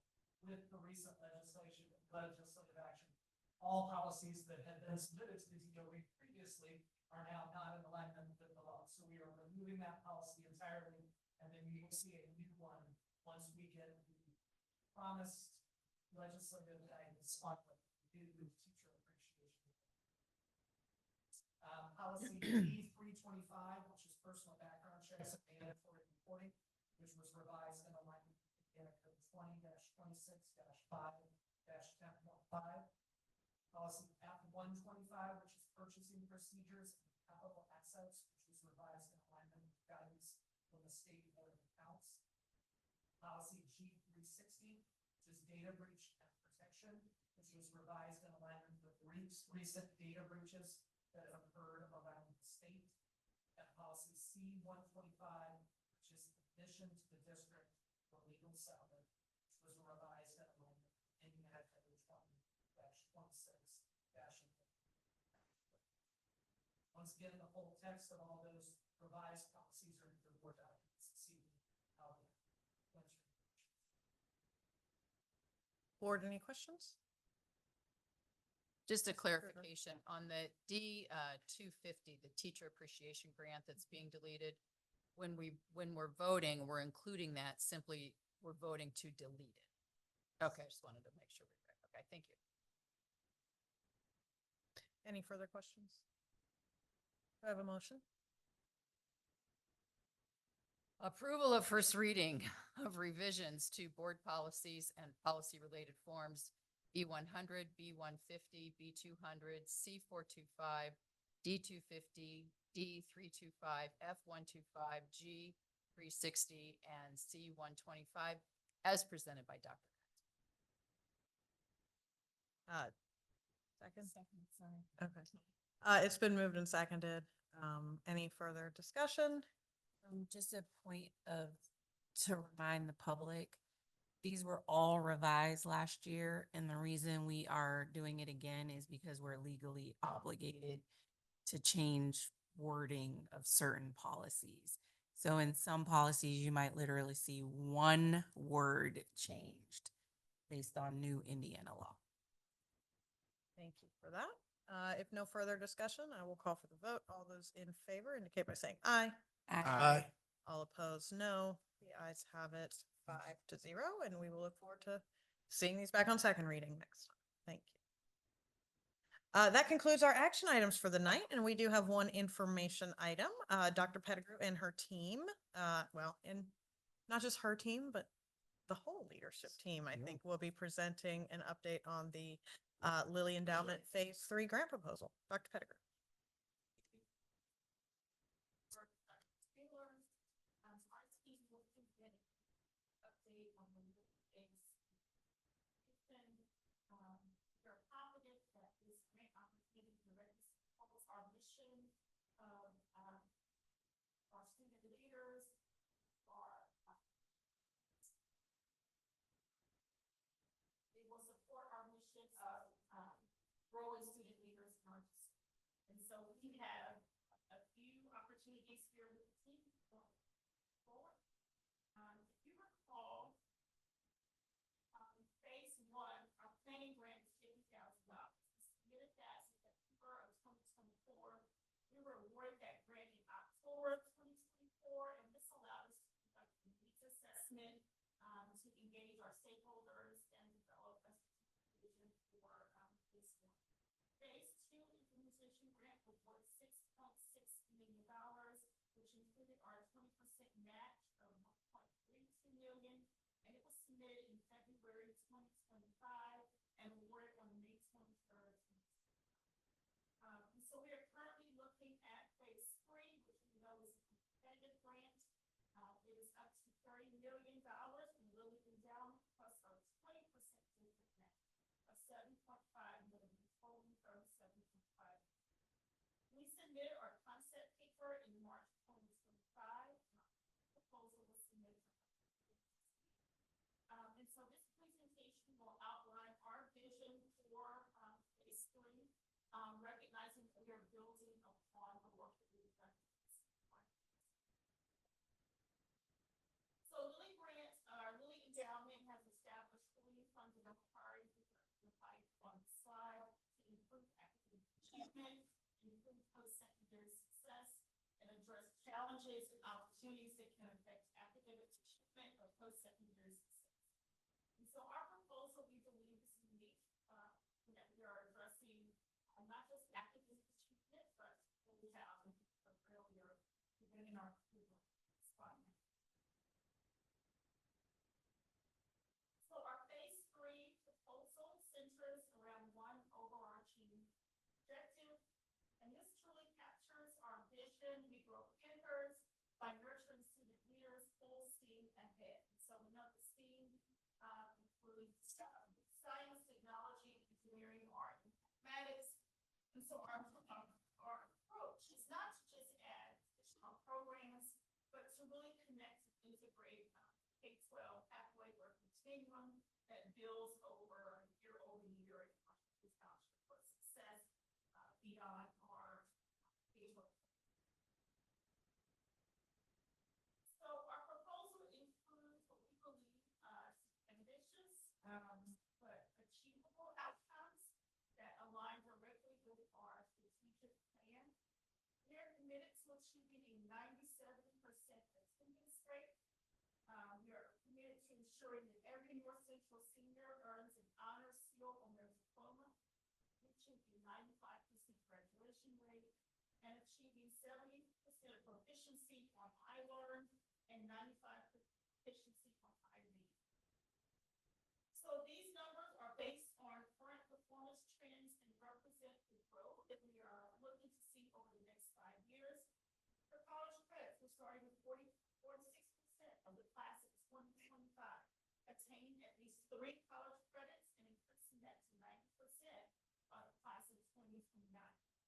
For work-based learning, we're beginning with 2% of students completing 150 hours and reaching 90% by 2029. Our career pathway completion rates will grow from 30% to 90% over the same period.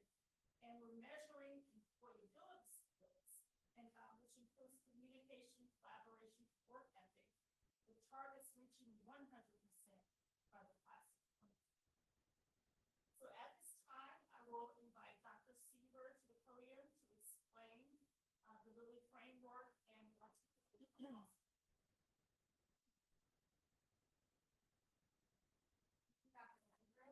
our Lilly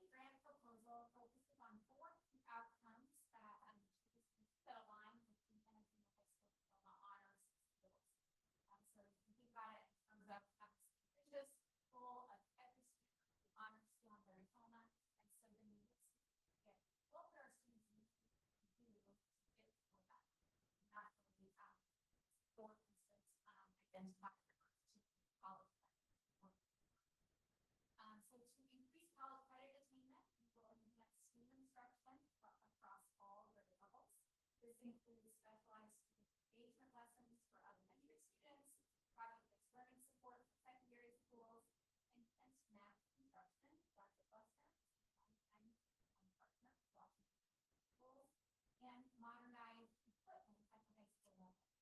Our high school upgrades will also include renovating the planetarium and smart tables. For those unfamiliar with this technology, Anacage tables are advanced 3D anatomy systems, featuring digitized data that provide realistic, interactive learning experiences to inform how to teach medical and health science. All of these STEAM-related experiences will increase students' interest and readiness for dual credit projects. To expand Berkeley's learning opportunities, we would like to create the Legacy Center, which is a community hub offering career-oriented learning experiences under the guidance of a dedicated work-based learning board chair. We also intend to enhance support to help students with special needs earn their required work-based learning experience. Moving on, looking at our third outcome, which focuses on expanding future-ready career pathways for high school students. We aim to do some facility renovations and equipment at both the Career Center and North Central High School Community College Department. At J. Relay, we plan to launch 4 new pathways with support experience in biotechnology, aviation maintenance, HVAC, heating, ventilation, and air conditioning, as well as exercise science. Within North Central Polytechnic Department, we would like to create a campus cafe, student-run coffee shop modeled after establishments, as well as upgrade our TV broadcasting pathway with advanced. The fourth outcome addresses employability skills, specifically communication, collaboration, and work ethic for all students from kindergarten through grade 12. We aim to expand language immersion access, continue professional development for English language instruction, enhance wellness services, partner with the Center for Leadership Development, and increase arts access through our proposed Stanford Youth Performing Arts. This comprehensive approach is grounded in research showing that emotional intelligence, bilingualism, and arts enhance creativity, critical thinking, and problem solving. We know these are essential skills for our graduates to adapt and face it. Here you can see that more details about our overarching theme of our grant application, which is Pro Thinkers by nurturing student leaders full steam ahead. Our K-12 STEAM programming, you can see, creates a seamless pathway of learning experiences. At the elementary level, students engage in STEAM instruction, space studies, planetarium visits, and robotics and art.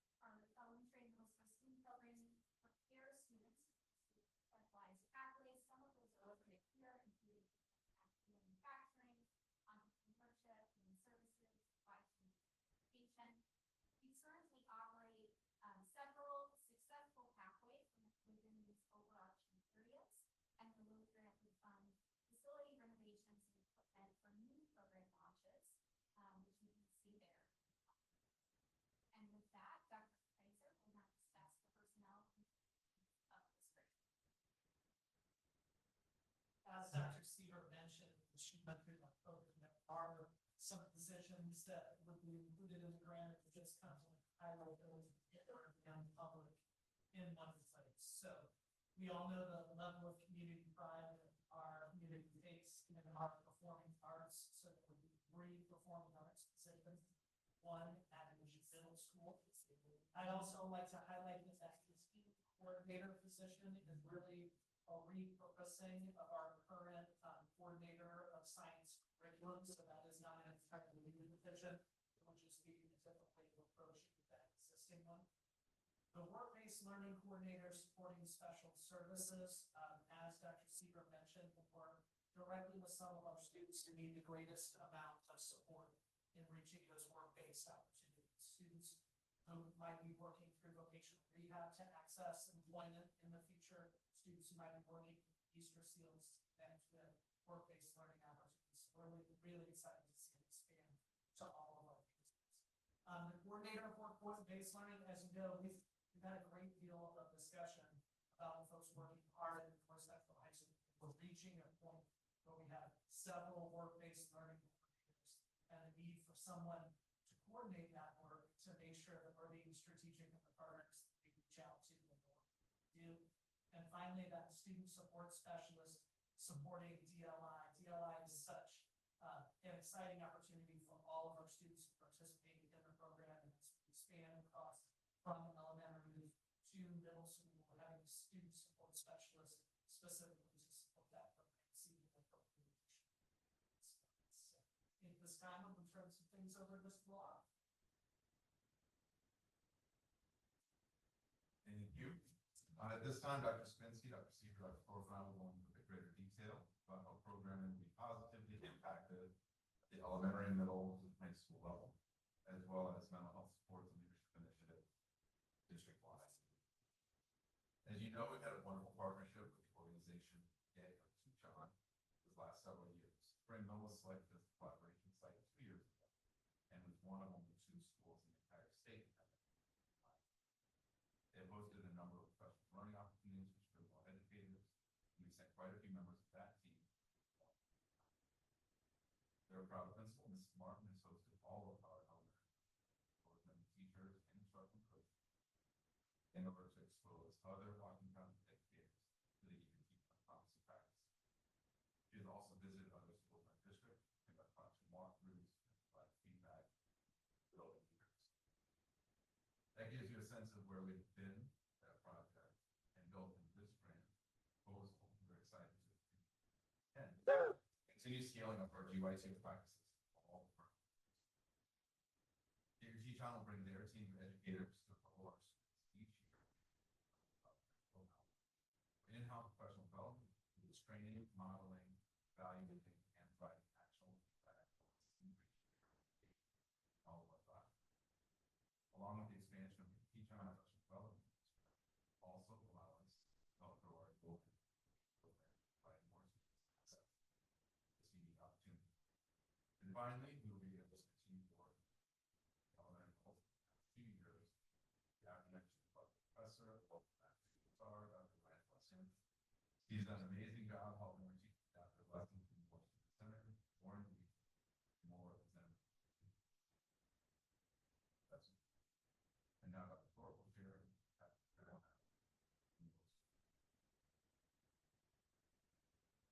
Evening. I just want to highlight a couple of areas of support for the level. First thing I'd like to talk about is the addition. We did some research and we found out that many of the middle schools around the area, they have 2 bands, which prefer band classes. So our goal is to add an additional band of support for students in band classes, as well as help to grow our program. We also want to purchase additional materials and instruments to make sure that every single student in our program, they have access to the band academies. Also with this, one of the things we're talking about is looking at STEM certification for our private lead the way in our science. STEM certification involves programs designed to train and recognize individual schools and organizations for their expertise in college in teaching and providing science, technology, and mathematics. So again, this would include all of our PLCW teachers, our science, our math teachers, to help support interdisciplinary learning, hands-on activities,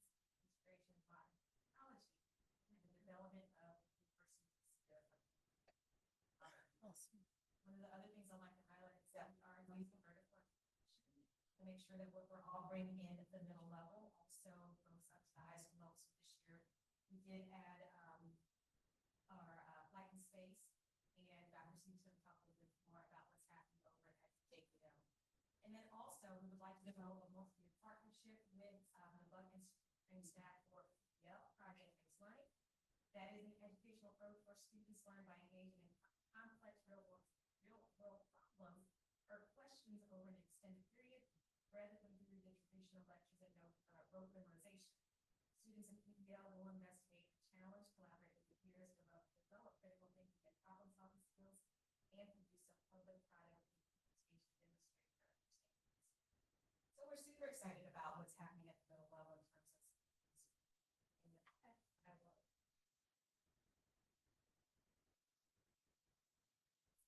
Some of this I've already talked a little bit about, but I haven't had a chance to talk about Marching Band.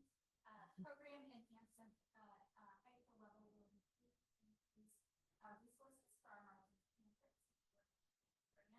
Our high school band has earned recognition for excellence, particularly in concert performances. We want to build on this tradition by providing more students with opportunities to participate in marching band and color guard, which are powerful tools. We also plan to provide professional development, focusing on learning approaches, STEM classes, and expand our career pathways that's listed here. This research from development to ensure that we're focusing most of our resources on pathways that are private. Additionally, our dual language program students will enter North Central as freshmen in the fall of 2022. We remain committed to providing strengths-based instruction to these multilingual learners who learn Spanish, supporting their long-term academic success and career readiness. And Dr.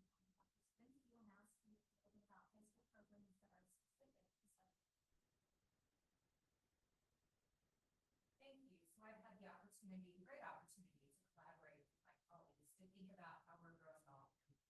And as you can see in our grant, one of the things we talk about is the service learning coordinator.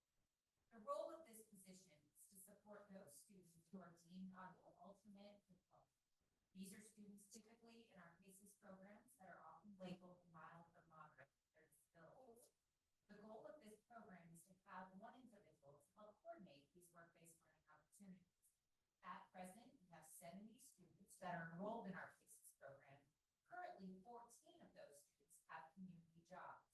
We currently partner with PLC, Goodwill, MCL, Sweet Things, Thrifty Threads, Lincoln Square, YMCA, Moody's, and Cater Meat Cafe.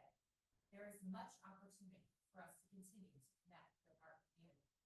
Additionally, we would like to partner with Mr. Seals. Again, this would allow us to find opportunities to support our students and help them in their transitions. As we all know, we work with students until they're 22 years of age. The goal is to empower students by offering them individualized, strength-based services that foster their professional growth, workplace learning readiness, and a greater independence. Services are typically provided to our students during the school day, often during non-academic periods, such as during their study hall or resource time. Content then delivered when they are not working in that work-based setting. The goal of this is to, of course, increase their personal safety, job applications, personal care, interviews, daily living skills, and relationship building.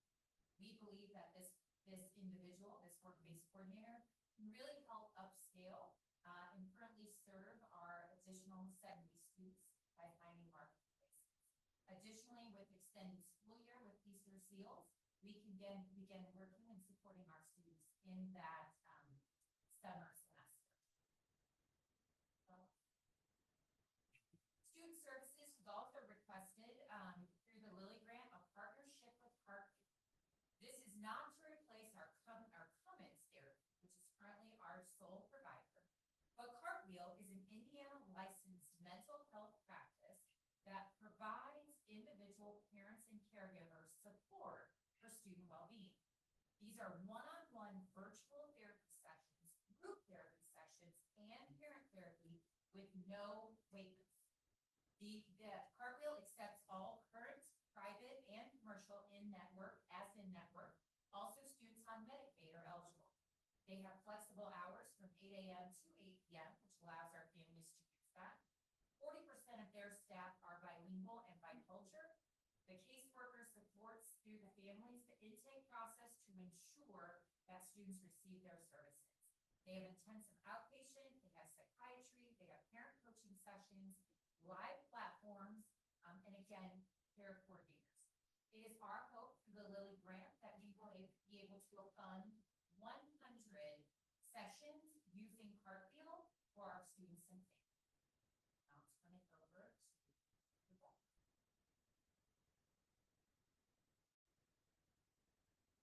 So I want to highlight our partnership with the Center for Leadership Development, also known as CLD. It exemplifies the kind of impact we really hope to see with this grant. The data speaks for itself, as you can see. Over the past 3 years, 624 Washington Township students have participated in CLD programs, and we have received an 82% college enrollment rate of those students that have participated, and a 90% persistence rate, which really means that they completed school or college within 4 years. To put this in perspective, North Central High School ranks second among all of Indianapolis area high schools for total number of CLD participants who pursue college after graduation, and we are uniquely represented with all 3 of our middle schools ranking in the top 10 for CLD participation. So it is very much a exciting program, one that our students are participating in, and this really reflects our commitment to providing leadership experiences, as well as SAT prep and opportunities for further development of CLD. And so our Lilly Phase 3 proposal will expand those pathways for students in grades 4 through 12, and create opportunities that address, according to CLD, real neighborhood needs, and measure both academic performance metrics and leadership roles taken within the school and outside. So at this time, I will have Dr. Kaiser come forward.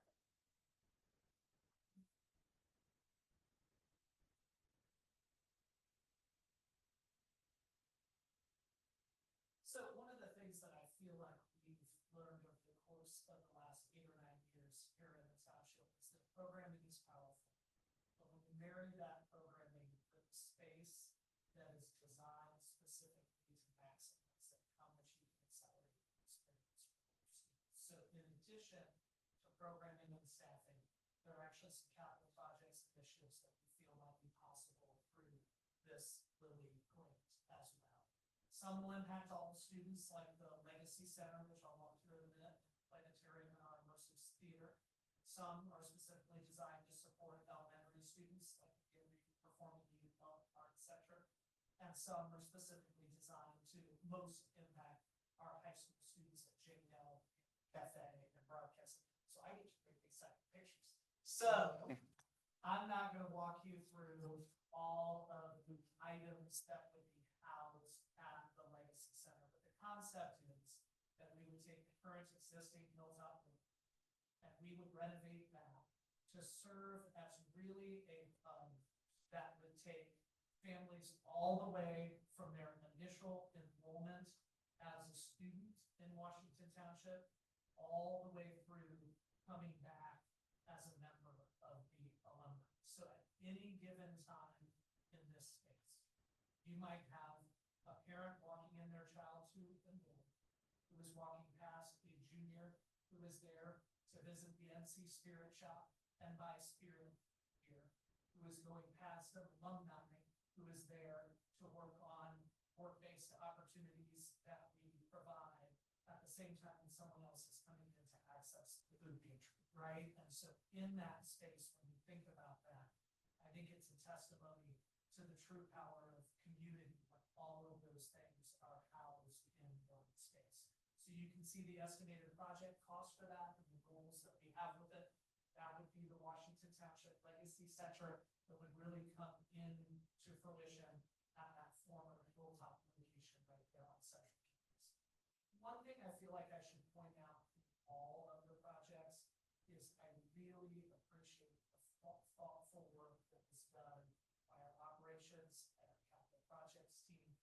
really think about how these projects can integrate and dovetail into the construction that is already happening. As you know, we're in the midst of a great deal, and the way that they have worked these to come into the space and feel naturally connected, I think is pretty nice. The next, some of you may remember when North Central High School had a functioning planetarium. It has been a little bit, but we are working to bring that. I think that was before your time, Mr. Thompson. I think it's been back before that. But the goal would be to bring back a planetarium that would function at North Central High School, not only for North Central students and possibly not even predominantly for North Central students, but in many ways for our elementary schools to have that opportunity to come onto NC's campus. And we're really looking at something beyond kind of the traditional planetarium that I think most of us might picture. And really, the new work in that space is more of an immersive field trip opportunity. These multiple screens and spaces really do allow you to do more than just look at the night sky. Not that that isn't a powerful piece. You'd be able to use the space for quite a bit more than that as well. I think many of you have been keyed into the fact that our middle school performing arts, as far as musical theater, has really, in the last 4 or 5 years, just been on the rise. We've seen expanded productions at the middle school level, a summer program that I will tell you, I'm just gonna be honest, my son was in the theater program. He is dating a young lady, and I sent her images of our middle school summer theater program, which had a production value that was much higher than her high school productions, and she was a little embarrassed. So it's something that is a unique opportunity for us. And in order to capitalize on what many school districts would not have, which is this great auditorium that is at North, does it need repair and updating? Absolutely. And the bones in that space present us a really, really unique opportunity to present something that both our elementary, middle, and high school kids can utilize. J. Everett Life, as you know, there is a lot of expansion that is already happening in the J. Everett Life space. This would enhance that by adding innovation hubs in medical, industrial, and high tech. In addition, it would provide space for, as we have talked about, programming in aviation maintenance, HVAC maintenance, exercise science, and biotechnology. Some of these things could be potentially in the future for JP, even if this grant does not take place. But to fully realize those programs, and some of them, HVAC maintenance and aviation maintenance, would be a heavy lift without those materials provided. It's not a no never, but this would make it much, much more feasible for us to provide the opportunities to our students.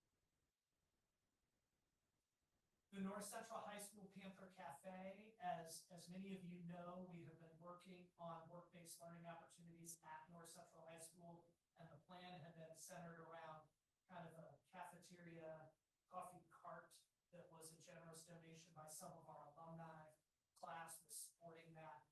This would take that obviously to the next level, where you would have a full cafe space where students could have true work-based learning opportunities working in that space. Very different than just running a coffee cart, really feeling like you're in a true working space. And then finally, it would not involve construction or a complete revamp of the space, but we do feel like there's an opportunity to enhance the broadcasting area at North Central High School that already exists, with some new materials and supplies that will allow them to do some work that they're not capable of doing now along the same. So those are the plans that we have put in place through the Lilly Grant for the physical spaces here in our district. And I think at that point, we're going to move on to questions.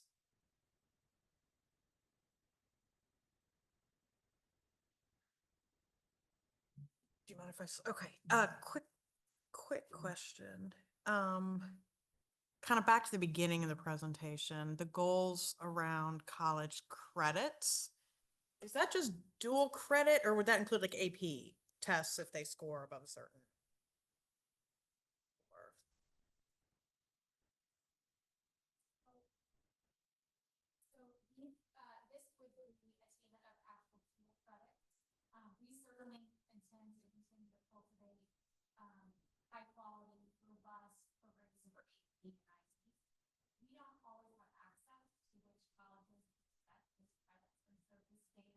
we have a little more control over, in terms of knowing that students graduate because they sign off with our partner proactively in the course, and that if you complete the course, you will receive a certain amount of credits of the course higher, and so this is really focused on the credit. Part of the honor skill is that students can earn credit for enrollment skill based on class participation and test participation. This goal is specifically around 90% seems very high for that, just knowing how, I don't know if resource intensive is the right word, but it's, it's a whole different ballgame, right? From the administration side to offer that dual credit class as opposed to any other class. So, okay. Oh, and then also then the same slide on employability skills. So demonstrating communication, collaboration, and work ethic. How are we measuring that? The 25% fit, how are we measuring that? regarding how they are measuring communication and collaboration. Okay. because These three employability skills are part of the new high school diploma design. Okay. They have not told us yet about communication and collaboration. I'm sure that work that work a little bit better. So that will that attendance piece and then whatever we're going to to look at that.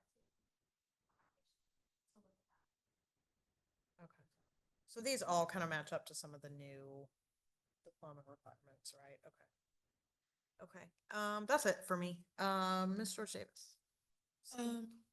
So I actually want to back up to her first question, because I heard you say university partner. So you've already identified who that would be. Already have a partnership with so students have been earning dual credits through those and we are this student and the number of courses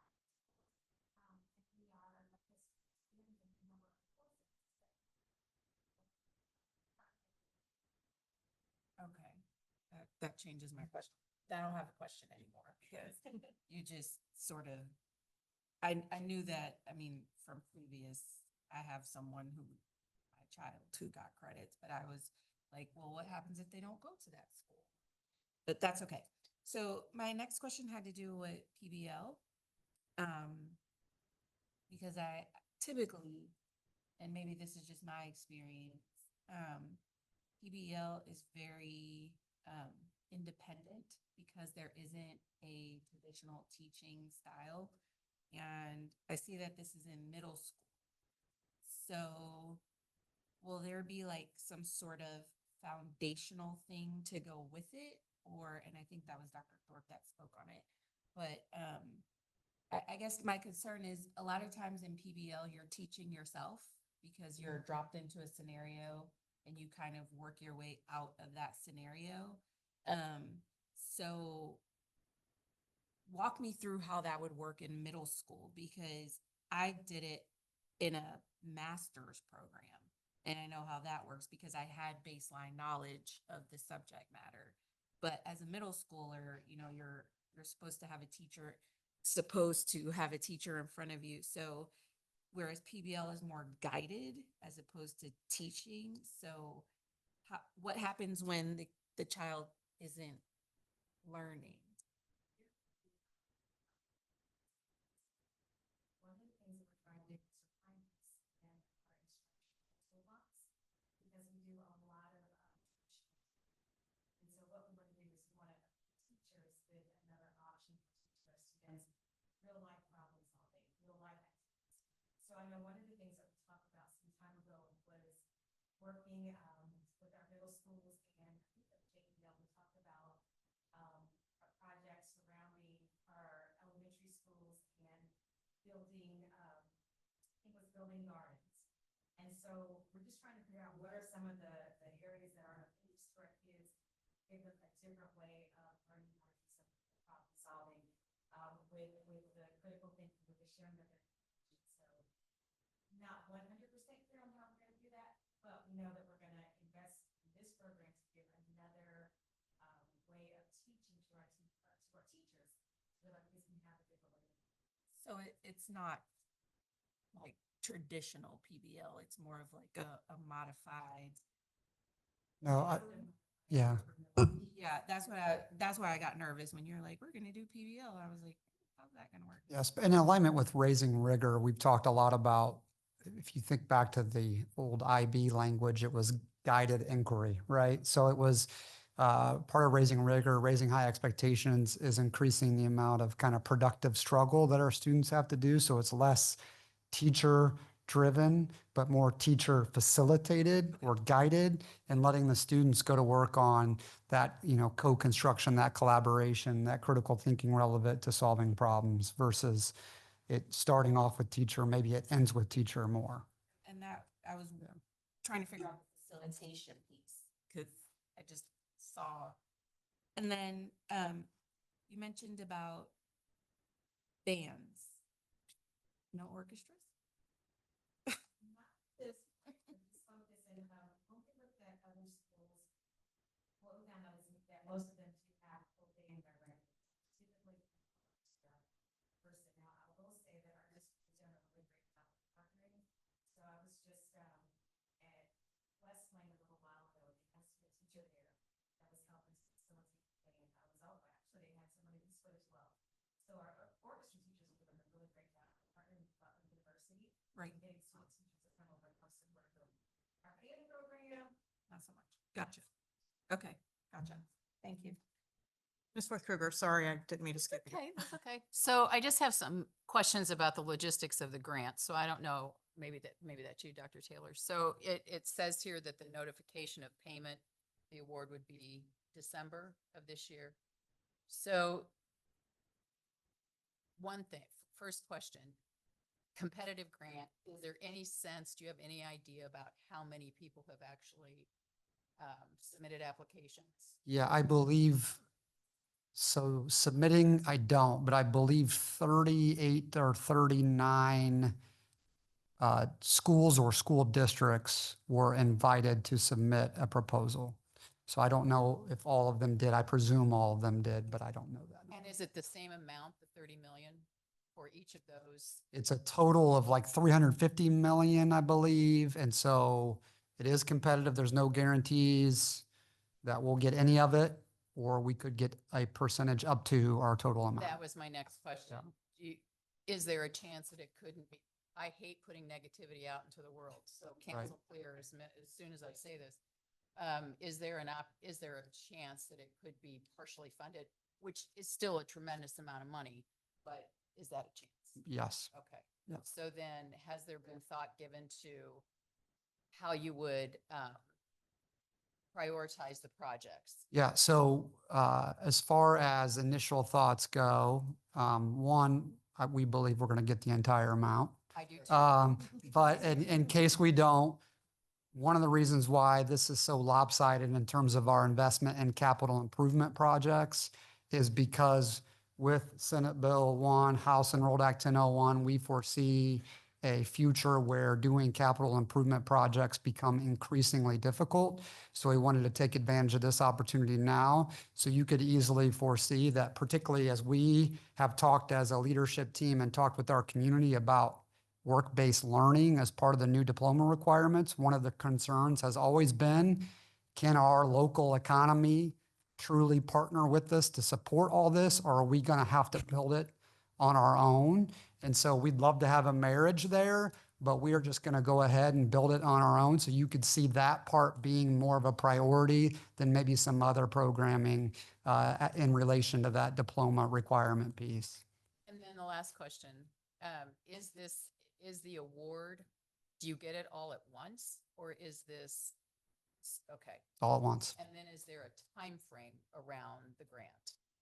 Yeah, so we are obligated as part of the grant application to produce a timeline. And in that timeline, we indicate when we're going to take on certain projects, all of which have to be either started or concluded by 2030. Okay. So as you can imagine with capital improvement, there might be some projects that don't start for 2 years or 3 years, but we are obligated to show progress towards that. And we are obligated to provide Lily every 6 months a full report, both budget, and what we've done from an action standpoint relative to these grants. And how many hours do you think you all have put into preparing that proposal? Well, I will tell you, between October of last year with strategic planning and Lily, I would say a lot. Yeah, a lot of time. And that team has been incredible to work with through all of this because it has been a lot, but it's also very exciting and we're extremely appreciative because these opportunities don't come around very often. Absolutely. And this is transformative. Yeah. This would be stunning and we'll just believe we're gonna get it. We're gonna get it. Yeah. Other questions? Mr. Turner? Two questions. One is about, and Dr. Kaiser, you mentioned, like the Hilltop renovation. And because of all the things and activities that would go on in there, and we talked about certain hires within this grant funding. Would that be increased staff at Hilltop? Is that contemplated anywhere, or is that, you think current staff can handle?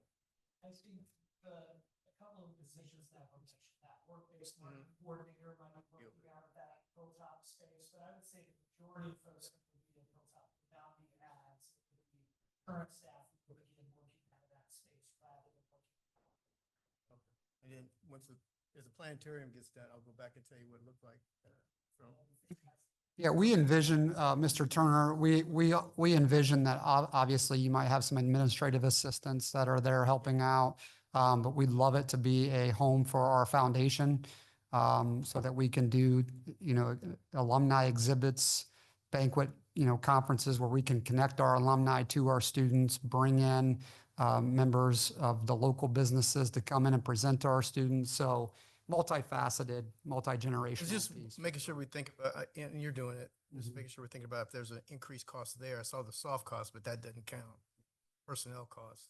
And then the last question kind of ties into what you just said earlier about the employers and potentially having work-based learning employers at the table helping us with work-based learning, or employers at the table for some of the JEL projects.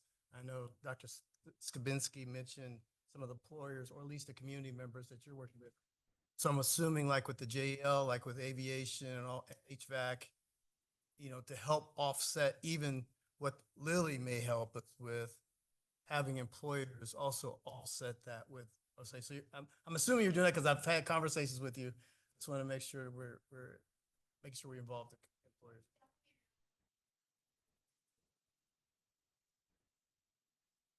Okay.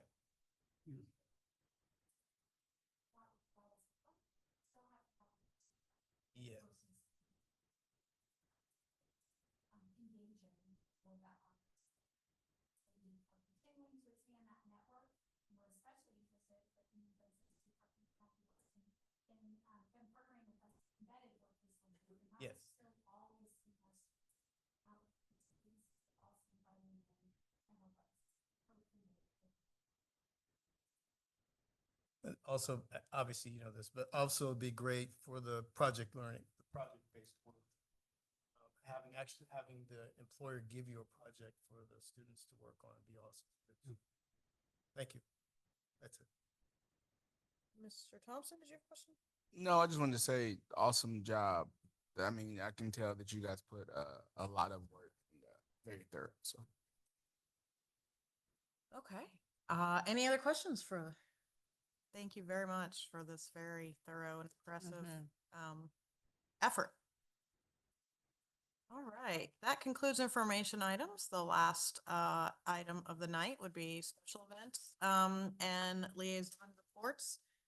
For me, I continue to enjoy my collaboration with Dr. Taylor as I get acquainted with the president role and spend more time with him. That takes a time now. I just was at North Central a lot last week, and I'm going to get a little gushy for a minute. I really wish that Mr. Rent could still be here, but he had to get home to family, which I understand. I was at the game on Friday, and I actually was helping senior class council sell face paint for fundraising for prom and whatnot. And I think many people know I'm a huge believer in culture and, culture driving so much else in terms of achievement. And you know, just what you could feel there was really like, I was blown away. I was on cloud nine the whole weekend, not because of the win. The win was wonderful. But I'm telling you, from the way the students were interacting with, you know, with me as an adult, even after the kids were off, you know, watching the game, seeing how our administrators were interacting with the kids and the kids interacting with them.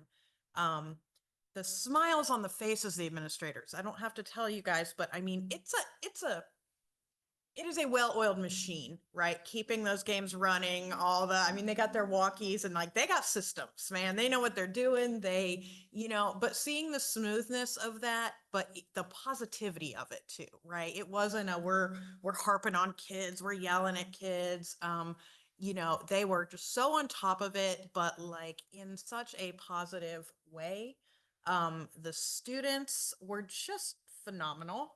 I saw Chief Lindsay at the end. I was like, it seems really great tonight. Am I missing? You know, I'm sure nobody's perfect, but you know, and he said, yeah, it's been just a great vibe all night.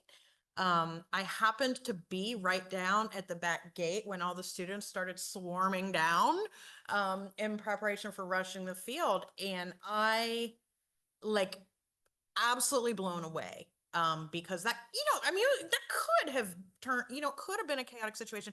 The kids handled it well. Like, yeah, they were swarming down, but they, you know, they were just happy. They weren't shoving, you know, I mean, there was one SRO there at that gate and like all these hundreds of kids, and you could feel that the just kind of mutual respect there. There was one kid who kind of played like he was about to climb the fence, and like he didn't know me from Adam, but I literally just looked at him and was like, mm-mm.